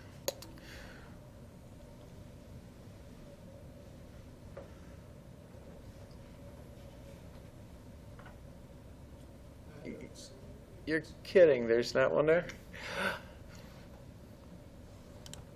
Traffic signals. Typical section. But Yeah. Huh. I'm going to have to go back to our main template and add that in. Yeah, I don't know why. That's missing. Well, let's just take one that's out there right now, and we'll just rename it to cross-section. XSEC. Maybe mainline. We'll say OK. Okay. So let's go back and we're going to path out to that Sheets folder. And hopefully, do we see it anywhere? yeah, down Yes. the bottom, almost at the Yep. bottom. Okay. Okay. So that's where we want, and it's going to ask us, what sheet do you want me to use? Do you want the horizontal version or the vertical version? I thought maybe the picture changed. It doesn't. You know what I mean? Do you want the sheet to be, what, landscape or portrait? So horizontal is landscape. So we'll go with that. And 5 works for most everything. Sometimes your cross section is just way too wide and it won't fit on a 5 scale. You might have to go 10, but mostly 5 works. So I'm going to select 5 scale horizontal. And then it just has some information. You don't have to do anything here about the sheet cell that it's going to use. And then by default it says, it's trying to determine, like when I create a reference file, how far out do you want me to go? Because it's going to look at all the elements drawn within that cross section, and it's going to go out to the furthermost one that you have the level selected. And so by default, we've got all the cross section levels selected, or the main ones anyway. So that should work. sheet stack orientation, you don't do anything here. You want just a single stack, go with the defaults. Margins and spacings. Once we process these, you'll find that sometimes you need to play around with these. It'll try to fit as many cross sections as it can per sheet, but sometimes you'll find that you just don't like what it come up with. It's trying to fit too many on a sheet or something, and you want to increase the spacing between the cross sections, and then that'll force it to get the number of cross sections that you want. It's asking you, do you want us to put the stationing information and elevations and all that? And we say yes. Elevation, sometimes if you got a really, really flat cross section, it doesn't put enough elevations out, so you can hit this add, and it'll force an additional elevation out there for you. I really haven't used this for earthwork quantities. It's possible to make it happen. The drafting has to be absolutely perfect and everything on the exact correct level. I found it easier myself to do this on my own using the flood command or create region. Have you guys used this command right here before? Never? Okay, just being, I'm saying we're not going to use it here. Let me show you another way that I personally think is better for what we do. Anytime that you have like something like this and you want to calculate basically that volume, like imagine this is the cut section on a cross section. This create region is very good right here. And I'm just going to set my fill, and I'm going to click flood, and I'm going to data point inside that area and hit apply. And if in my view attributes, as long as fills was turned on, it automatically fills it in. And actually you want to hit keep original too, so it ends up like this. And so then what I do, I just run through my cross sections using Navigator or Active Chain Control, and it's that fast. You know, it's like, and then I get my cuts, I get my fills, I go back through the IDOT menu pull down, and I use this measure area. Tina likes this one here. Right, Tina? Yeah. She's been using this in the plan view. All the jobs they give me, I have to use it a lot. Yeah. What this does that the MicroStation version won't do is this. It allows you to have multiple shapes, and it will add the shapes together. So like on your cuts and fills on cross sections, you're going to end up with multiple shapes, multiple cuts and fills, but you want to label the cross section as the cuts and fill in square feet on what your areas are. And that's the adding all those shapes together. So let's just put two out there real quick, and I'll show you what I mean. You'll find this tool useful in a lot of areas when you're calculating quantities, not just cross sections. And so the way it works is I click the first shape plus that shape and place text. Of course, I would set up, you know, my text size and all that. I'm, you know, way too big. So once my text size was set up, so it's good, and then I can come into my, I can go to preferences, because if you read in the BD manual, it'll say we show cuts and fills to the nearest square foot, so you can get rid of the decimal places. Is that automatically correct for the scale? For what? The scale, you're exaggerating. It does not correct for the scale.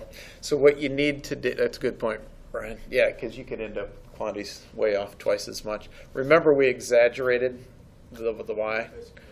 And so what you want to do, what I normally do, you got two choices.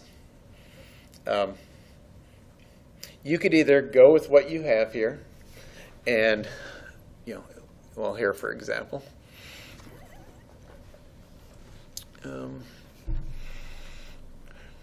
And sometimes what I do, I make a copy and put this on top of itself, because and I'll lock these down. I'll put a copy so that I can do things like I don't know if you guys have calculated cuts and fills or not before, but let me just give you a quick example of what I'm saying.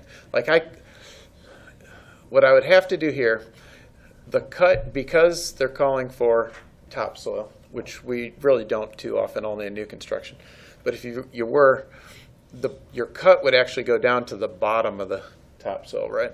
But then you know that the cut is paid for to the bottom, but then you're going to come back and you're going to pay for the topsoil separately.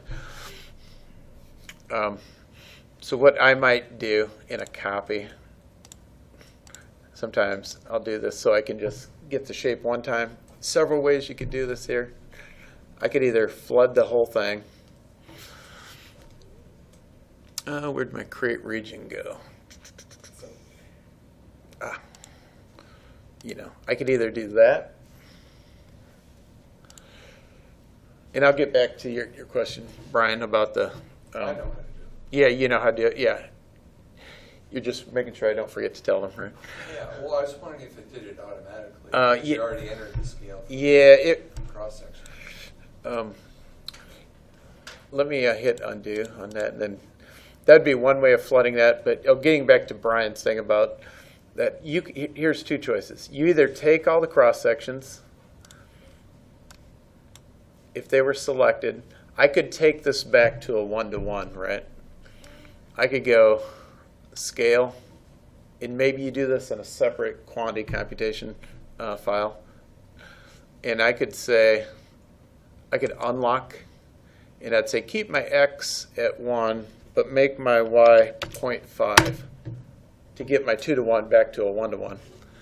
And then see what it does. It would take it back. Now you could use regular microstation commands if you wanted, and it would be a 1-to-1. You'd just flood it. Now here's what I would probably do instead, just like what Tina did the other day from square yards to, she wanted square yards, and it gives you the working units, which are square feet. Yeah, they wanted me to switch it to yards. Yeah, so what you can do, just like you did in the plan view, you can do that with cross sections. You go to the preferences,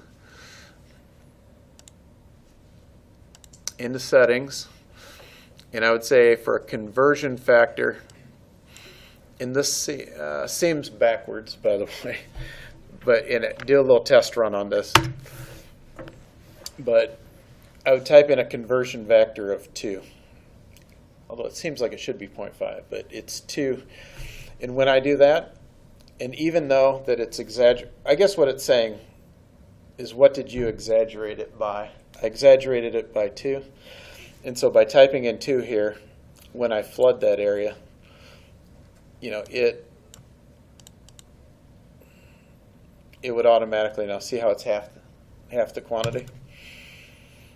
And so that way, if you did the conversion factor, you would not have to take your cross sections and scale them back to a 1-to-1.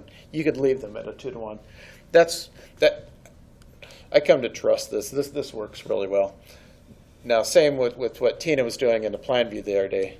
She set that to a 9, I think, was it? Let's see.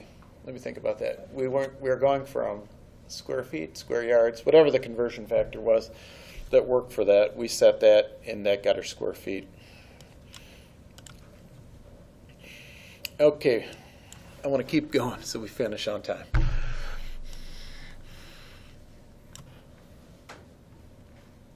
Okay, we were in the process of placing our cross sections on sheets. And I just mentioned that as long as you draft everything perfectly, you could use this. Or if not, you could use the manual way, like I was showing you. And then we have separate Excel spreadsheets that are set up for cuts and fills.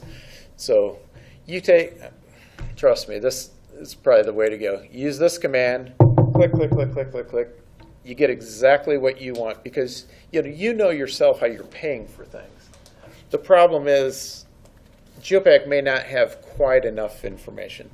It might not realize that, oh, wait a minute, we normally pay for topsoil with a square yard pay item that has a depth of 4 inches.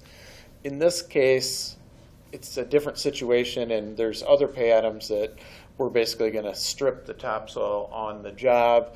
and we're going to only pay for it as like topsoil excavation or some pay item like that. I forget exactly what the pay item name is, and you're paying for it differently. So you as a designer know how you chose to pay for everything, and so because of that, it makes it really hard for Geopak to get it perfect. So I would recommend doing it this way yourself. And then afterwards, you go through, you got the numbers, you got the cuts and fills, you key in that Excel spreadsheet. From that, you create yourself a schedule, then you send to construction, just like you do with all the other quantities that you calculated in Excel, and you email to construction that Excel spreadsheet that includes all the cuts and fills and how you computed your earthwork quantities and other quantities. Okay, so we'll go with this, go with the rest of this.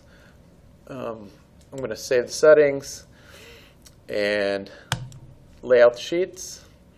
It's going to take me to that cross-section sheet file that already exists. It's going to reference in every one of those cross-sections. It's going to take a stab at putting the right number of cross-sections per sheet. Sometimes it works the first time, sometimes you have to tweak it.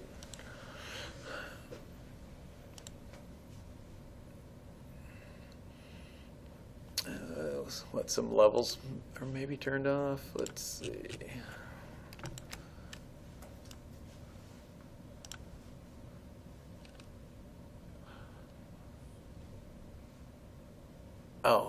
I see what I did. I thought maybe I did that. What happened here was that, remember I said by default the levels were set, and then I went and clicked on something. I didn't click on all the levels that make up that cross-section, so when it created the reference files, let me zoom out a little bit, it didn't go out far enough. You know, all that is really there. It's just that when it did the clipping,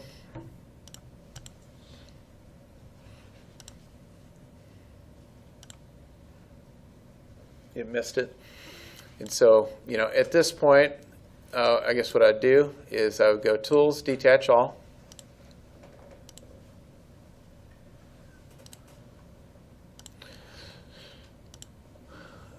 I might even be able to do Undo.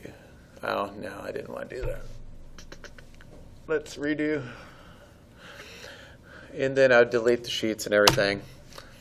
I'd go back to that proposed cross-section dialog. And I know this is where it went wrong, was not this dialog, but the cross-section sheets version. At some point it asked me what levels everything was on. Which one was it?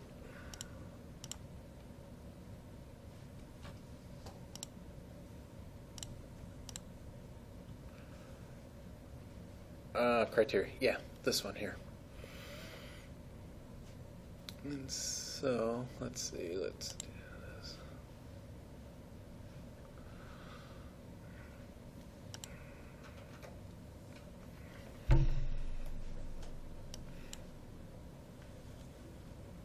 Okay, I guess I should have done this. Remember how we matched up everything before? I'll just hit reset.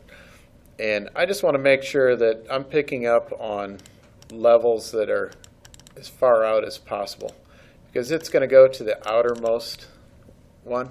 And as I am hitting a match here, see, it's grabbing all those levels, so I should be good now.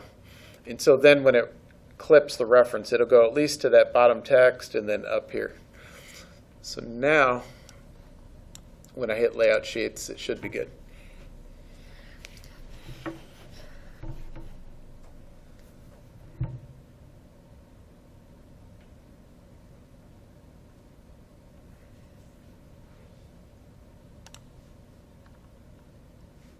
Yep, all good?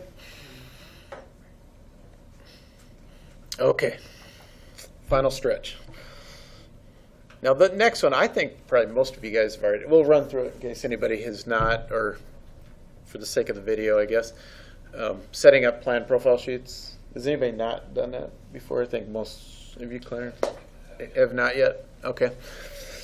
Well, we will cover it. With the 2 new hires. Yes, and the new hires. Okay.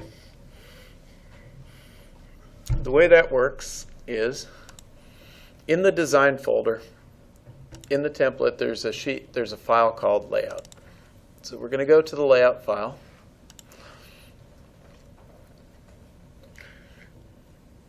And what this process is going to do for me is it's going to look at all my files in kind of the strip map version, and it's going to take and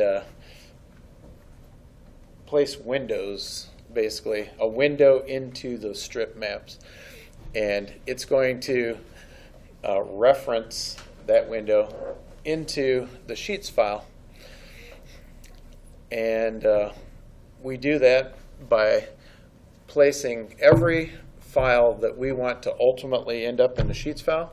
We want to make sure that that's referenced first to this layout file. So we go to Reference, and we select every one of those files. So that's going to be alignment, the design file, which is the proposed,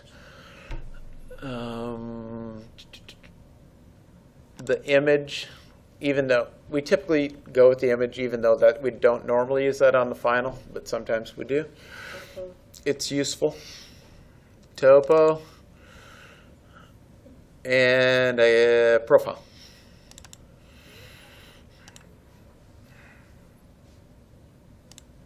And the only one I really need to tell which model I used was alignment. The rest are just, there's only one model within the design file.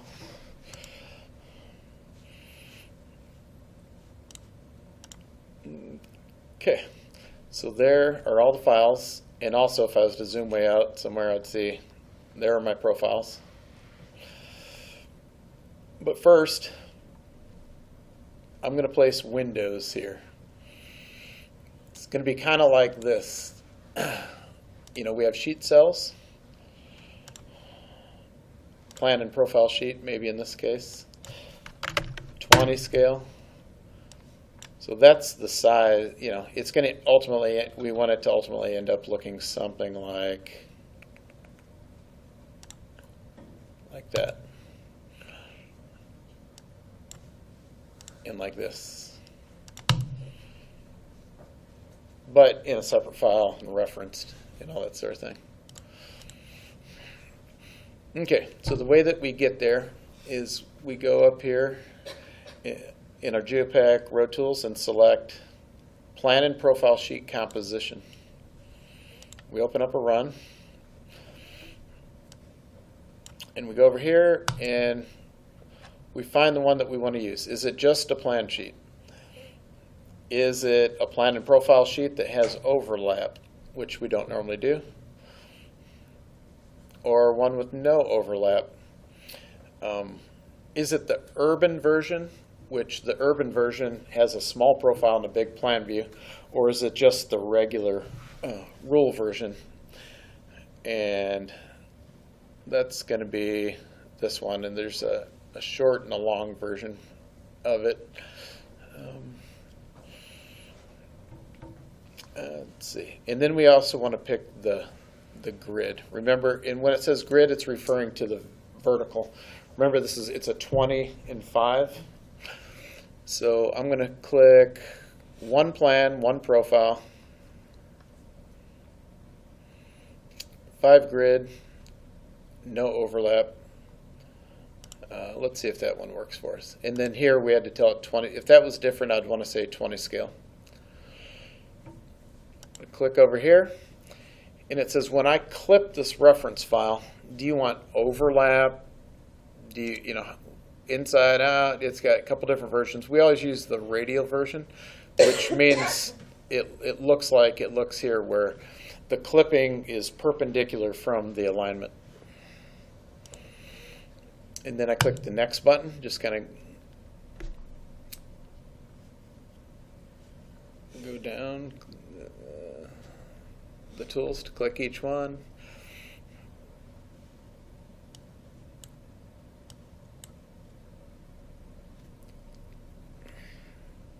oh, first time that, sure, it happens at the very end.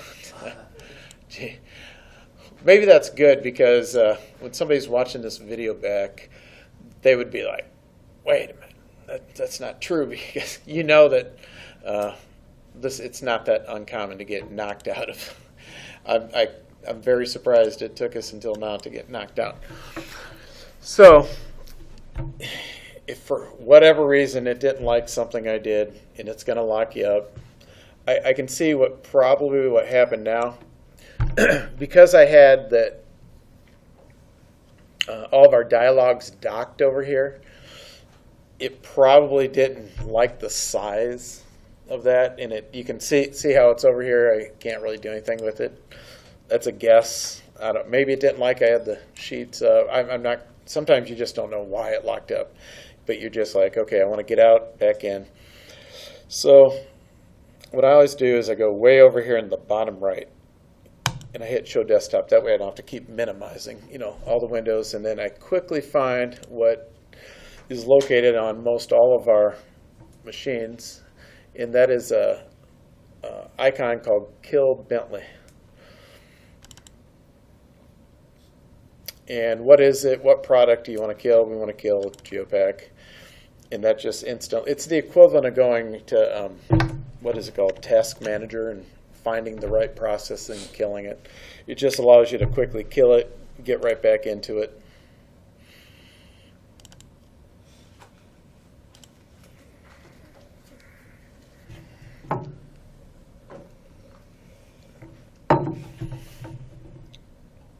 But we're just going to go down the line. We said, okay, here's what we want to use. We need to give it more information. We need to say, we need to tell it this is our alignment. This is where the profile cell is located. This is the width of a sheet. Maybe I've got a station equation, and I've got one sheet that needs to be shorter than the rest. All that sort of thing.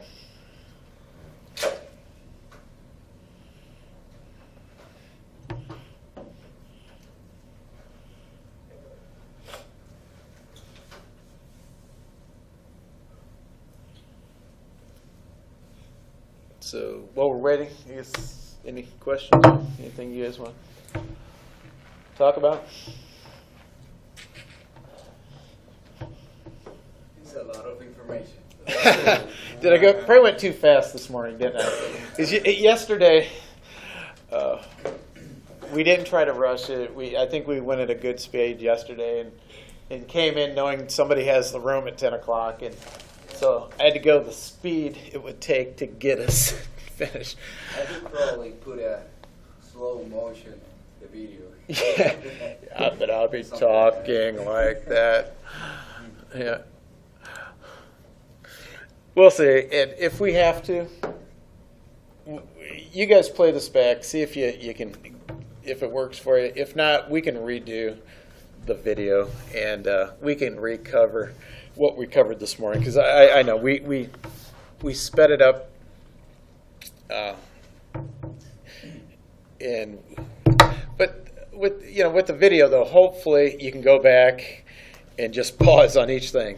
We do one thing, okay, stop. I think you'll just be hitting pause a lot more, but hopefully, I think I said all the same words, but that I would have said otherwise, but maybe just faster. And so when you hear it all at once, it's a lot to take in. I can imagine.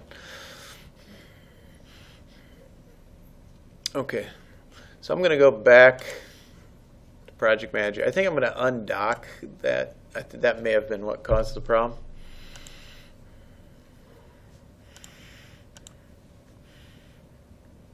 And we were doing a.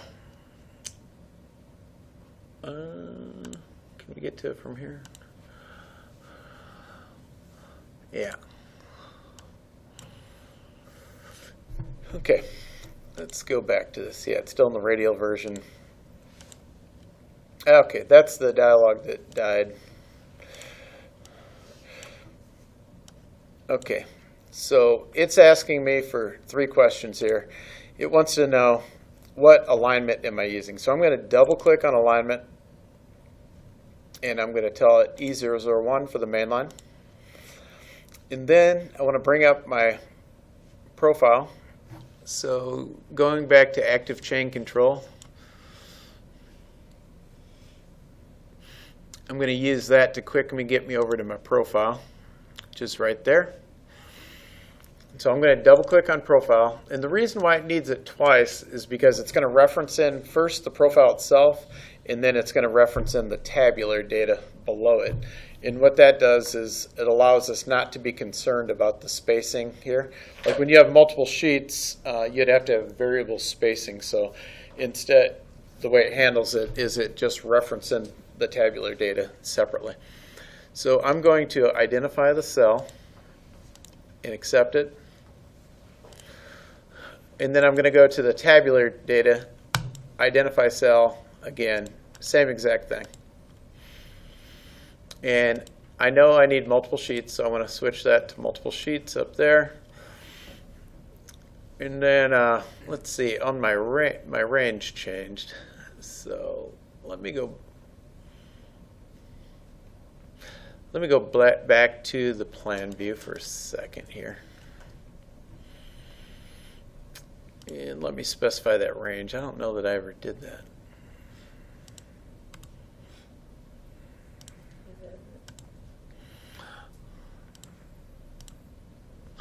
And I know I want to end up with 2, so sometimes I just kind of play around with this a little bit. Now, you're probably going to want to start off on a nice even station. And so there we go. So I'm going to hit layout 2 sheets, and it hasn't cut anything. It hasn't done anything yet. It's just telling me if you cut the sheets right now, this is what you're going to end up with. And I'm not going to want that sheet in right in the middle of the intersection. And I know my project really only starts at this culvert. So I can see that I can shift everything to the right a bit. And so I probably want to move over like at least 100 feet. So how about if we change, we're gonna move these. I could either replace them or I can move them. This tool right here allows me to modify sheets that are already out there. And so I'm going to identify that first sheet, and I'm going to change that beginning station. And because slide following sheets is toggled on, when I hit apply, everything should move here, and in the profile. And so I like it. It's good to go. Sometimes you might even have to move it like up or down, and you can do that dynamically. Again, first just ID the sheet that you want to change. You can hit this middle button here, data point anywhere on your screen, and see how you can tweak that a little bit. Like you're like, okay, I don't want it dead center. I want to be off a little bit because I missed picking up something. I really wanted it to be down a little bit or something like that. That's very common. And I'm good to go. I like my borders. I'm ready to clip. So I'm going to hit this button here, clip sheets. And I want to make sure that I'm pathed out to the right folder. In this case, it was in miscellaneous, training, class demo, data, and CAD sheets. So it's actually going to be creating the DGN file. And I want to make sure it puts it into the right file. Now, it's automatically also going to name it partially, but you can still key in, and you can rename this later, but remember, we always use our same, being we're not using the template, we want to make sure we're using the right file naming convention. So we're going to go D672, or whatever our contract number is, dash, plan, sheet, or whatever the right file naming convention. And then notice when I hit tab, see, it shows me over here the file name it's going to give it. Even though, like I said, in project-wise, you can change it later. We'll go with that. And then it says, okay, maybe you've got 20 sheet cells out there. What range do you want to use? Well, we really only have 2, so we want to start with 1 and end on 2.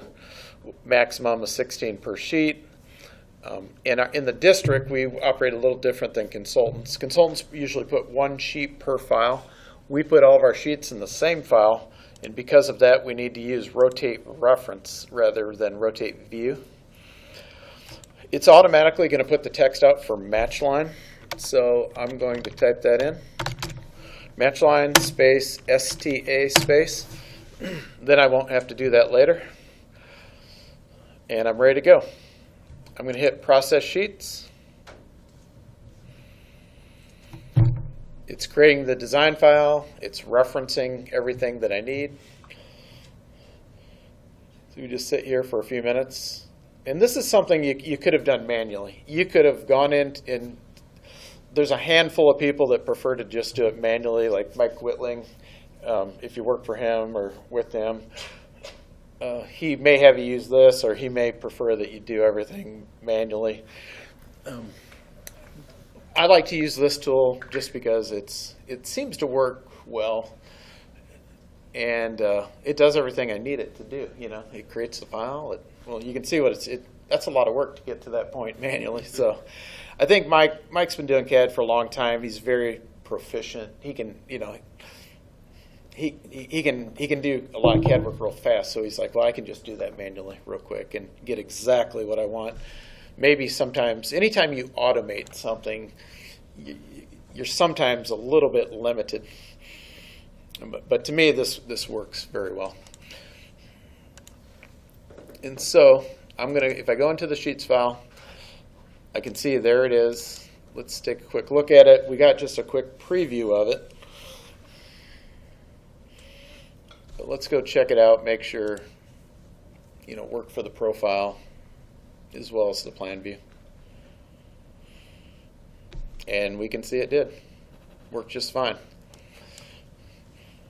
And we'll wrap it up there. Of course, we can take plan development so much further, and maybe we can do that in future videos. Other things like Tina mentioned the other day, hey, what are some basic things you need to know about setting up plan sheets that you do on every single job? She said, hey, don't forget the north arrow. And there's easy ways to do that because this changed our orientation, right? It rotated the reference file. And so, little tips and tricks would be good to know, rather than to know what the degree angle is on your north arrow. Instead, forget that. Go back to your layout file or your design file.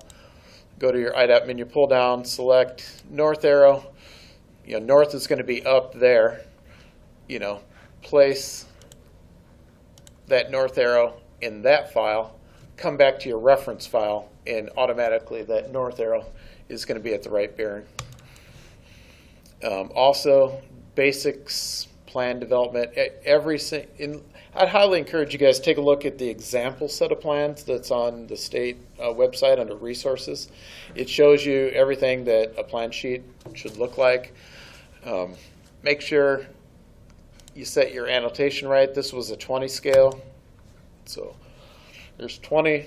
I probably want to go through, I want to dimension on every sheet the width of the pavement, the width of the shoulder.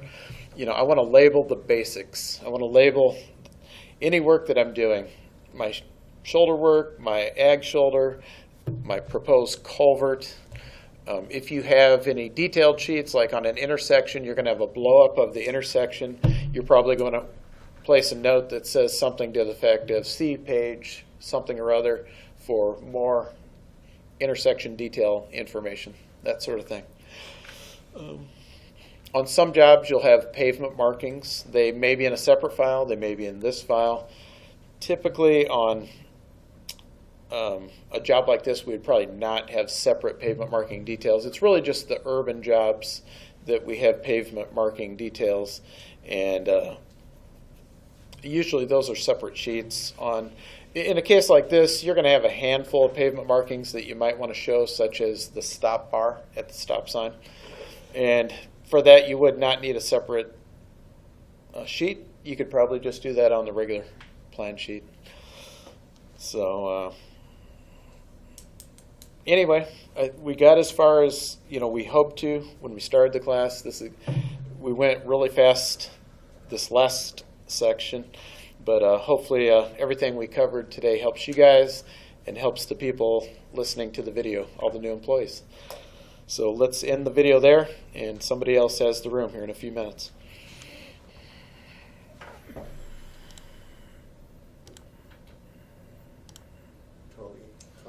Control 8. Sorry.